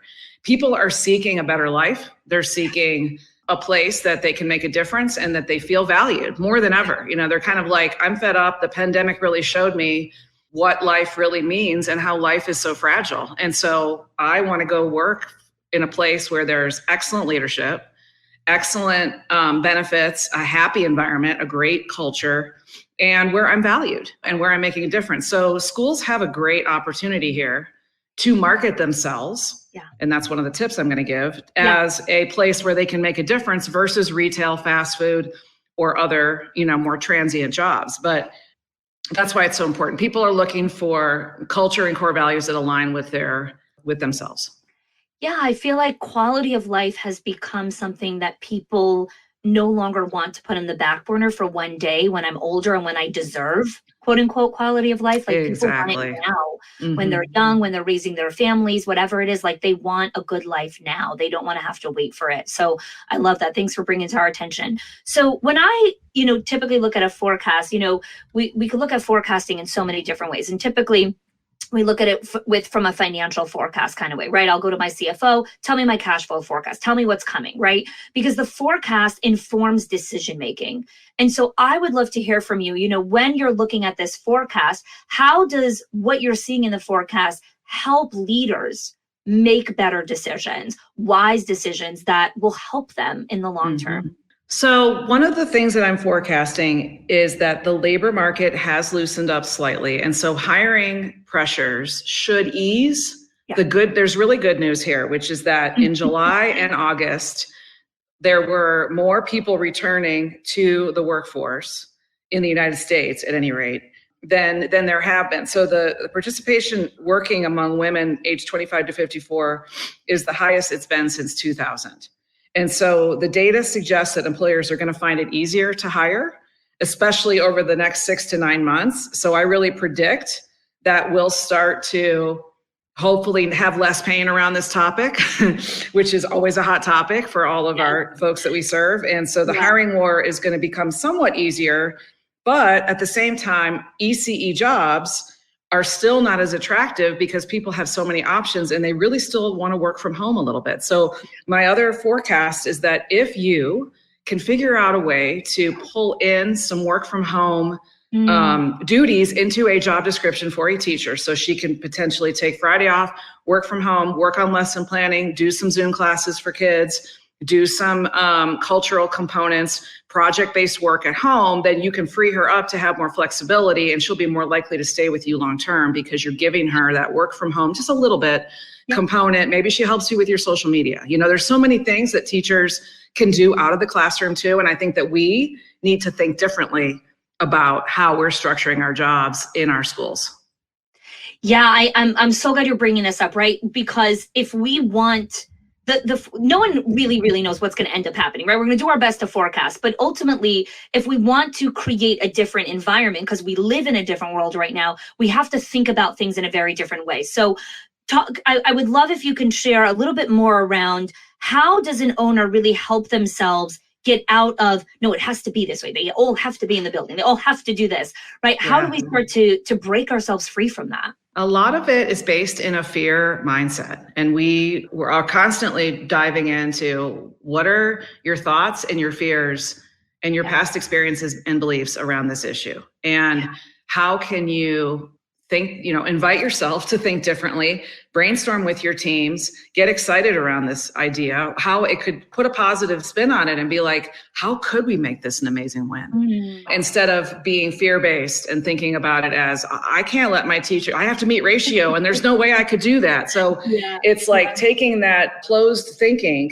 and just baby step opening it up just a little bit and sharing with each other in the industry and working with coaches and advisors too, to just work on your mindset. Because I think a lot of leaders are stuck in, this is the way it has to be. And that's just pretty much all it's mindset. And it typically is a fearful thing. Maybe they got taken advantage of in some way by a team member, or, all of those bad experiences come back, flooding back into their heart and their head. And we have to let those things go and try to move forward into the new age, because this is not going to change. This is the world we live in now. We all lived through a pandemic and we all want to have a great life with flexibility for doctor's appointments, taking care of our kids, calling our mom, popping home to do, what have you. So I think that we as employers need to respect that and give more flexibility to our teams as well. Before I dive into some action steps, I'd love if we could take this mindset thing a little bit further, if you're open to it, because none of the others guests are really talking on this. It's my favorite topic. I know. I was just going to say, and I think you are the perfect person to dive a little bit deeper into this for us. So a lot of the hesitations that I find owners have around opening their mind is they're like, but this has served me, but it's worked for me, but it got me to where I am today. Sure. And so letting go of that and inviting such a different thing there's so much resistance to it. It's because it's terrifying. How do you guide someone who says, but it's worked for me. But it does still work in certain, right? Because you can always find the confirmation bias, right? No, but it works over here, but it works over here. Right. How do we let go of that? Well, I think part of it is being in a peer group where you're sharing ideas and you see models and examples of other people in your space that are doing these things, and you're watching other people in your industry having success with it. So that's one thing, is just having those models in front of you. And it's like proof in the pudding. Well, she could do it. I could do it.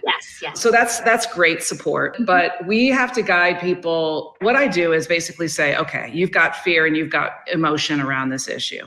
So there needs to be some processing of the emotions that are pulling you down around this issue. And it's not usually so much, well, it worked for me. It's usually, I'm scared to do the other thing because of the unknown. And so what are the fears that you're feeling? Sit with it. And what's the worst that could happen? That's what I ask people a lot. Well, let's play devil's advocate. What's the worst that could happen? What's the best that could happen? So you're limiting yourself based on the worst that could happen. Focus on what you really want and what the best is that could happen. And just, if you keep focusing on the good stuff, the positivity, the good results, you're going to be much likely to manifest that good result. And the bad stuff and the fear will go away over time. But you have to really dive into the emotions that are making you feel that way. And maybe somebody did stab you in the back, or maybe somebody said, you can't do that. And so you have to question it. Like, could I do that? I think I could do that. So it's just a flip. I call it flipping the script. And because the script was handed to us from early childhood conditioning and from our past experiences. So we have to look at that script that's in our head and work to start to try to flip it. I have one more question on mindset. Okay. Because I think it's so important. So when leaders create kind of their budgets for the year, right? And they're looking at, okay, I need, this is costing more money, and now I want to do this, and I want to do a remodeling, and I want to do this, and I want to do that. One of the last things that hit the budget, or basically never hit the budget, is mindset coaching, or just someone to guide and feed the leader's brain. I know all the reasons why it's the last thing on the budget, but when we look at the forecast, why is it so important for a leader? It doesn't matter where they go, why they need to dedicate to someone fueling their brain and their mindset and how they're approaching strategic decision making. Yeah, so great question. I highly recommend courses, books, podcasts, and a series of resources that you guys can gather. I mean, I always give a ton. I'm sure you give a ton. And having that list of resources, and it doesn't even have to cost anything. It can be, we're going to do a mindset book club, like a fun, growth mindset book club in our school. And we're going to have a book once a quarter. You can listen to it on Audible if you're not a reader. You can, read it on Kindle, whatever. And we're going to do a quarterly evening book club. Maybe it's a Zoom with a mocktail or a cocktail. Maybe it's, part of your staff meeting once a quarter or once a month. So having that accountability to each other and sharing your minds, what you're learning and growing in your mindset. And I actually co-wrote a book on that. So it's a growth mindset based book for teachers. And it's called The Happiness something. What's it called? Yeah, it's The Happiness Guide for Early Educators. The Happiness Guide. Yeah. With myself and Brian Dupre. So thanks for asking. And so that's one idea that's really free. And then another idea is just having, as part of your professional development plan, looking out at courses, coaching. There's a lot of apps. There's some really cool staff mindset apps that are almost free. And like Mind Valley would be, and that's not free, but that's a great one. And you guys all could do courses on Mind Valley, for example, as part of your professional development budget. So if you tie it into your professional development, then you won't forget to actually have it. Do it yourself. I love that. My team this year, we're having a big focus on helping everyone on the team build their own personal boundaries and just get better at that. And so as a company, we're taking a boundaries course. And so we're all going to be learning together how to develop better boundaries. Like, especially, I know as with the pandemic and as a mom of 4 kids, like my boundaries went all out the window. It was like, come one, come all, right? And so there's such an adjustment period for me to rebuild all of those boundaries that I so need to take care of myself. So I love your idea of doing it as a company, because then you will do it, right? There's always an excuse why you don't have time, but if you're doing it with the team, it's like, all right, well, I'm here. I'm gonna do it with you guys. Yep. What are, there's always so many things we could do, and we only have a finite amount of time. What are some concrete action steps that you would recommend for our owners to help them jumpstart the new year? The time of this release of this podcast will be the first week of December. What are some things you recommend, Chris? Yeah, so kind of back to the one that I talked about making the teaching job a little bit more of a hybrid approach, where you do have some work from home and you have some flexibility for, you're diving in. Every teacher has an area of a zone of genius. And so you're helping figure out what her or his zone of genius is and how can she contribute in a higher, better way, as well as in the classroom, outside of the classroom, to the organization. So that's one, is folding that into your job descriptions, which will make it more attractive to continue to win the hiring war. And again, I think it will ease, but I think we still have to be totally best practice. We have to pay right. We have to be competitive. We have to have great perks and benefits. It's a huge one. Yeah. And so that's an action step, is just to continue to look at your hiring funnel and look at how many applicants are you getting to fill those spots, and are you being able to stay fully staffed for the long term? That's what I want for everyone in this industry, number one. Number two, also around that, is just always be hiring. You can't really take your foot off the gas when it comes to the investments that you're making in your Indeed ads and looking at all the different ways and places to be hiring.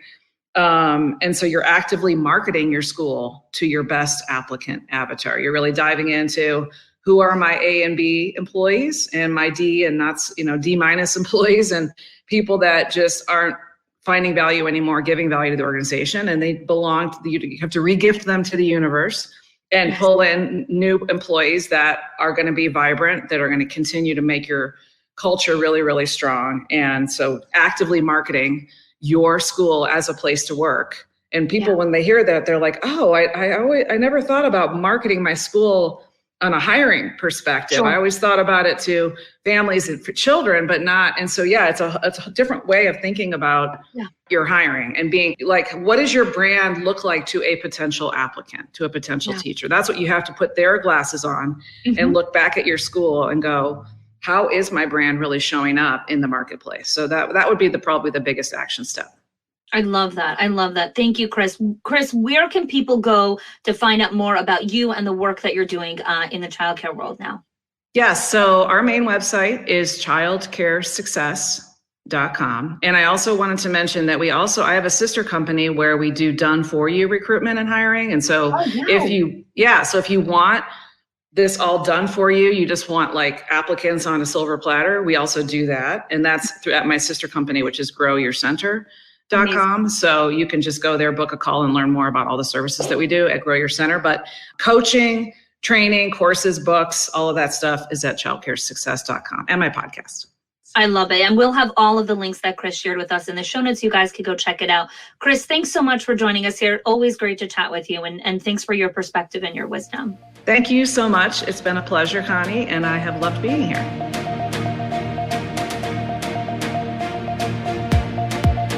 So I'd love to kick us off with, all of our guest speakers are talking about the trends, the forecasting, and some action steps to really help our childcare owners and leaders best prepare for 2023. We all know, whether you are blind to the news or not, we all know what kind of economy we're currently living in, the government that we're under, and just kind of what's happening in the landscape around the world.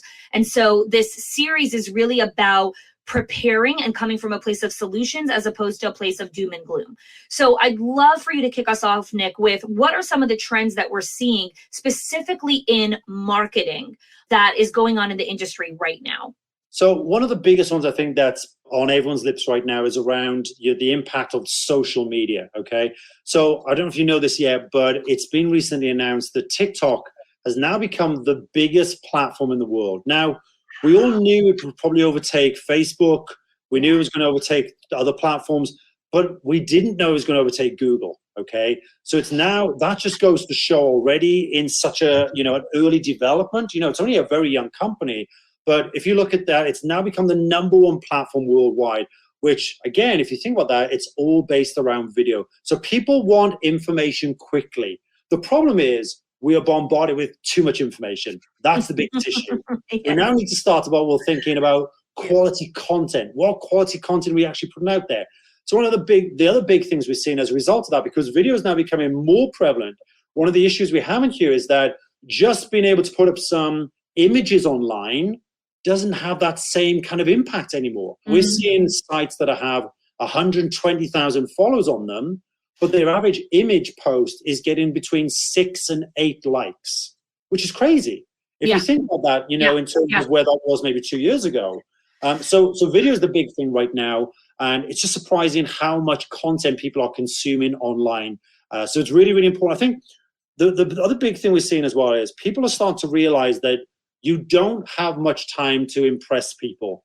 So we need to make sure that the information that we do provide is really short, sharp, and concise. So that's the big trends we're seeing right now.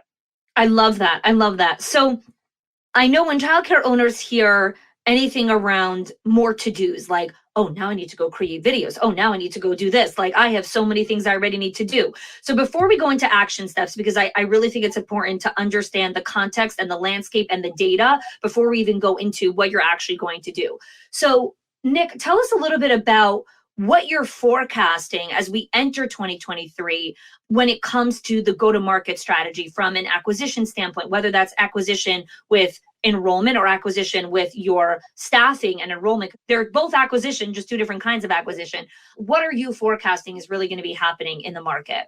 So we've seen a lot now around position yourself as the local expert, okay? And that's the big thing we're talking to people a lot about, and we're starting to see people do this.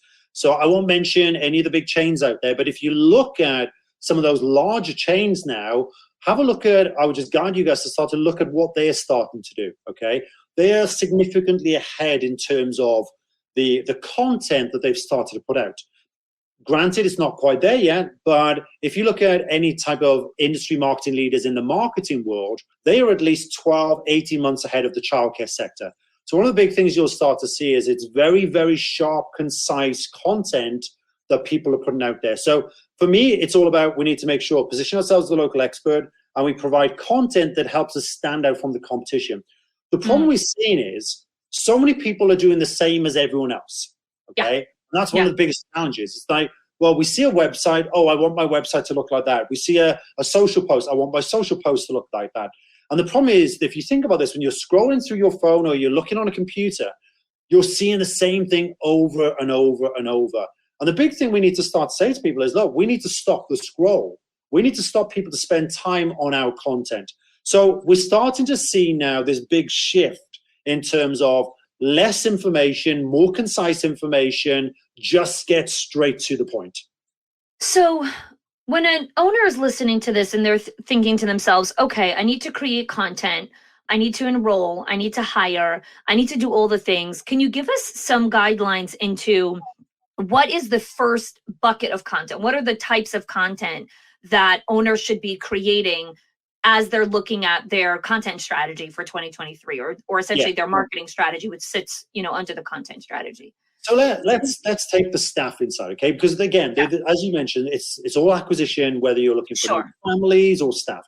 So one of the biggest things here we need to think about is, well, what are you currently doing and what is everyone else doing in the market? And typically you'll find people might be running ads on job websites, okay? Platforms like Indeed. What we need to think about is, well, how can we do that differently? So when I'm running ads, we need to stop using the same stock images over and over again, okay? Because the audience that we are going out to are seeing the same individuals on these images over and over again. So what we need to focus on is putting out content that's relevant to us, okay? So what we're seeing is, rather than just running basic job ads, and what we're recommending people to do is dial their content in to raise their hand and stretch that bit further, okay? So in other words, when you're putting out a job website, putting out a new job application, don't just put out a job application the same as everyone else. If you're limited on time, just try and make the job application look a little bit differently. So I'll give you a quick example. Whenever we put out a job application or job vacancy, we will never start with a job description. we focus on selling ourselves first, okay? So it's really, really important to think about why are you different? Because if you look at a standard job description, it's all about the job description. This is the pay, this is what you're going to get, here's what we expect you to do. Let's do it differently, because think how many childcare vacancies there are online right now, and they're seeing the same thing over and over and over.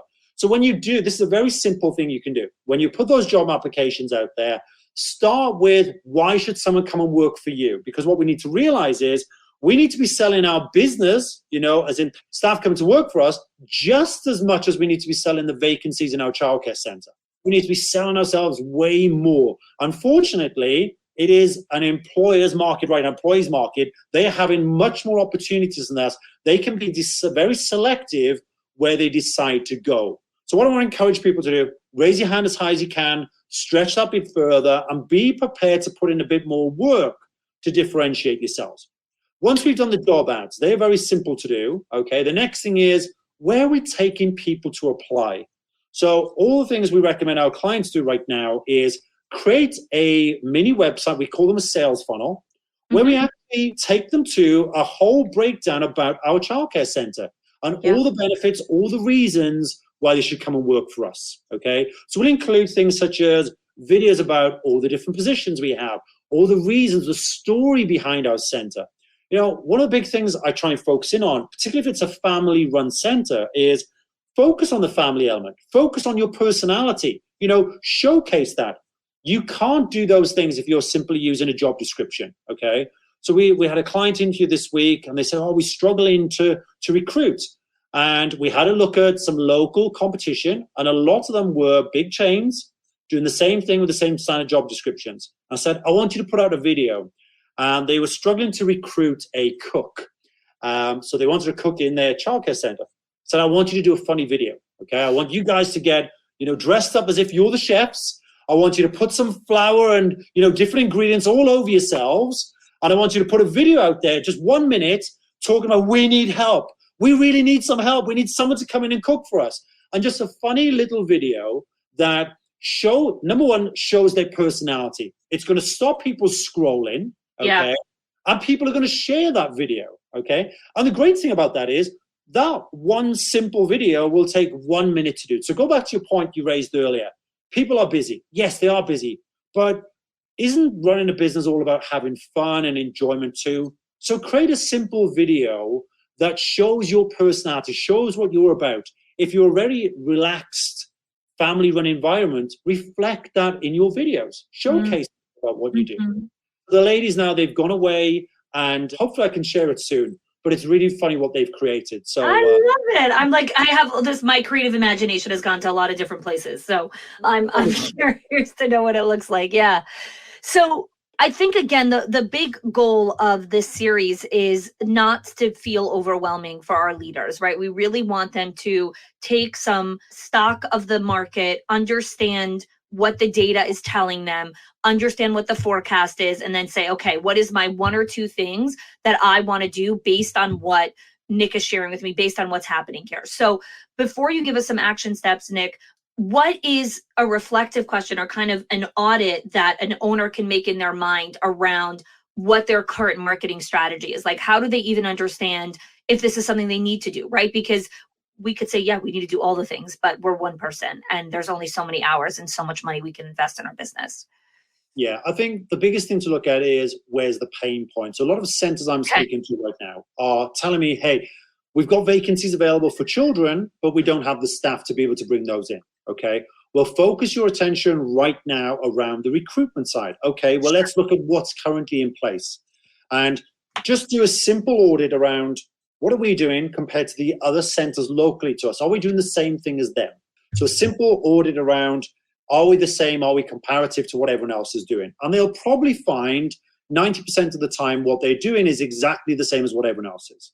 So I just want to encourage people to take stock of that and then start to think about, well, what can we do a little bit differently? What can we do to stand out? That's going to take a huge amount of time. This is similar to the example I just made about the 1 minute video. Show that personality, just create a simple video because you don't need people to go through lengthy application processes. You just want to get people that are attracted to your personality, that are attracted about what you believe in, your visions, your values, your mission, and just make the process really, really simple for them. I think sometimes people are very guilty of overcomplicating things. Yeah, we like to. It makes us feel smart.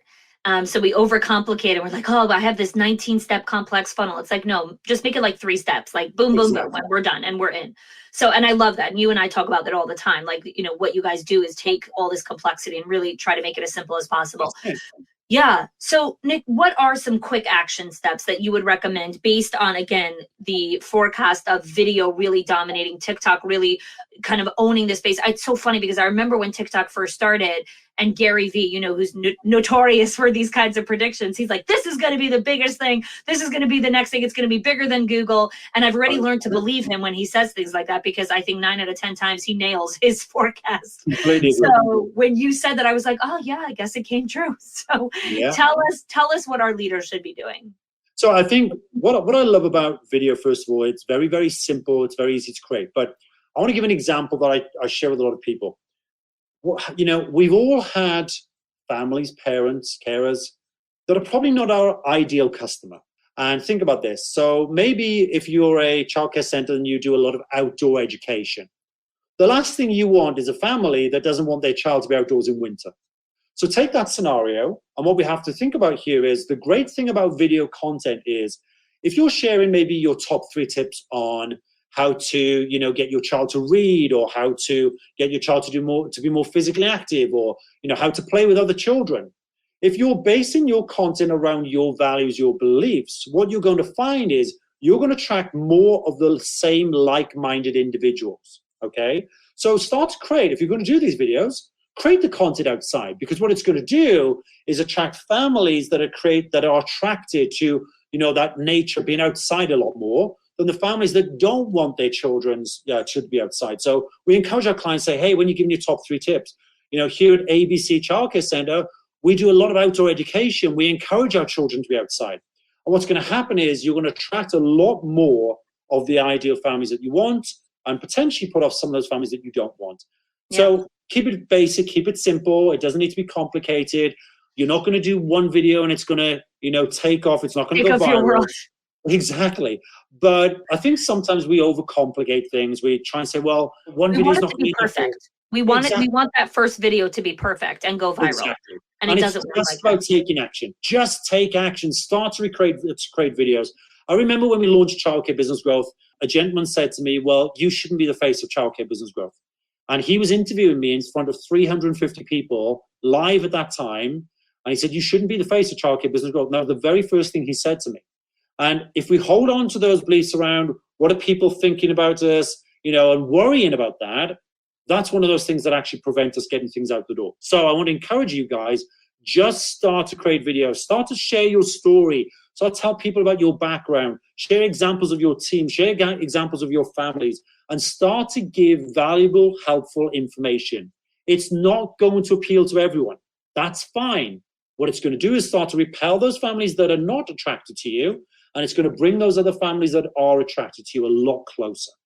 I love that. I love that. Nick, where can people go to find out more information about you, about childcare business growth, about what you guys are doing in the childcare world? So the main one for us is the website, which is childcarebusinessgrowth.com.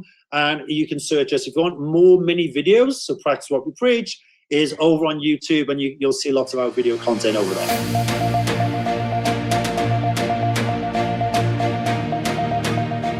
I hope you enjoyed part 1 of the ECE forecast, working together with childcare experts to bring you the very best forecast for 2023 and really be able to set you up for success. I'm sure, actually confident, that throughout today's episode, you were able to glean some really interesting insights, hopefully some disruption in your thinking, in your mindset, and some powerful takeaways that can really help you set your business and childcare up for success in 2023. So I want to share with you a little bit about what's coming. So next week is part 2 of the 2023 ECE forecast. We're going to be covering leadership, culture, and branding with some more amazing industry experts as well. And the other thing I wanted to share with you is We have open applications again for our Directors Inner Circle and our Owners HQ program.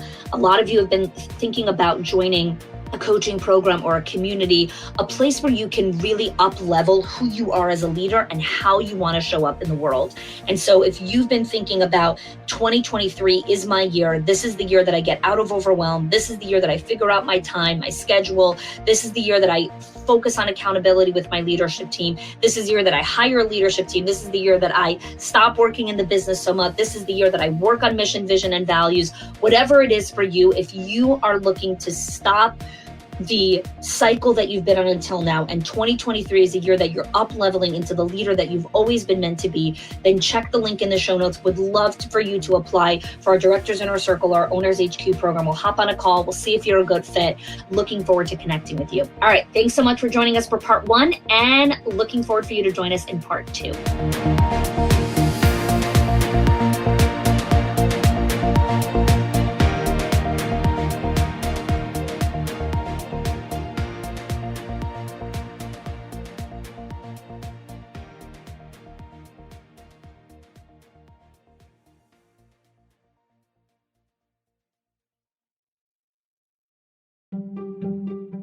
If your accountant has ever told you to cut back on professional development or slash your teacher appreciation budget or your staff development budget just so you could stay afloat, or has told you, hey, you probably can't go invest in that program, please listen. The problem is not that you're spending too much money on your people or yourself or your investment or your support system. It's that your school has invisible money leaks that are draining your profit, leaks that no spreadsheet will ever catch or accountant. So I created the 6 money leaks of schools that show you the 6 core areas that schools lose money every single month without realizing it. If you close even one of them, your profits will start to soar without sacrificing your team. Go get it now and stop blaming the things that are actually building your school.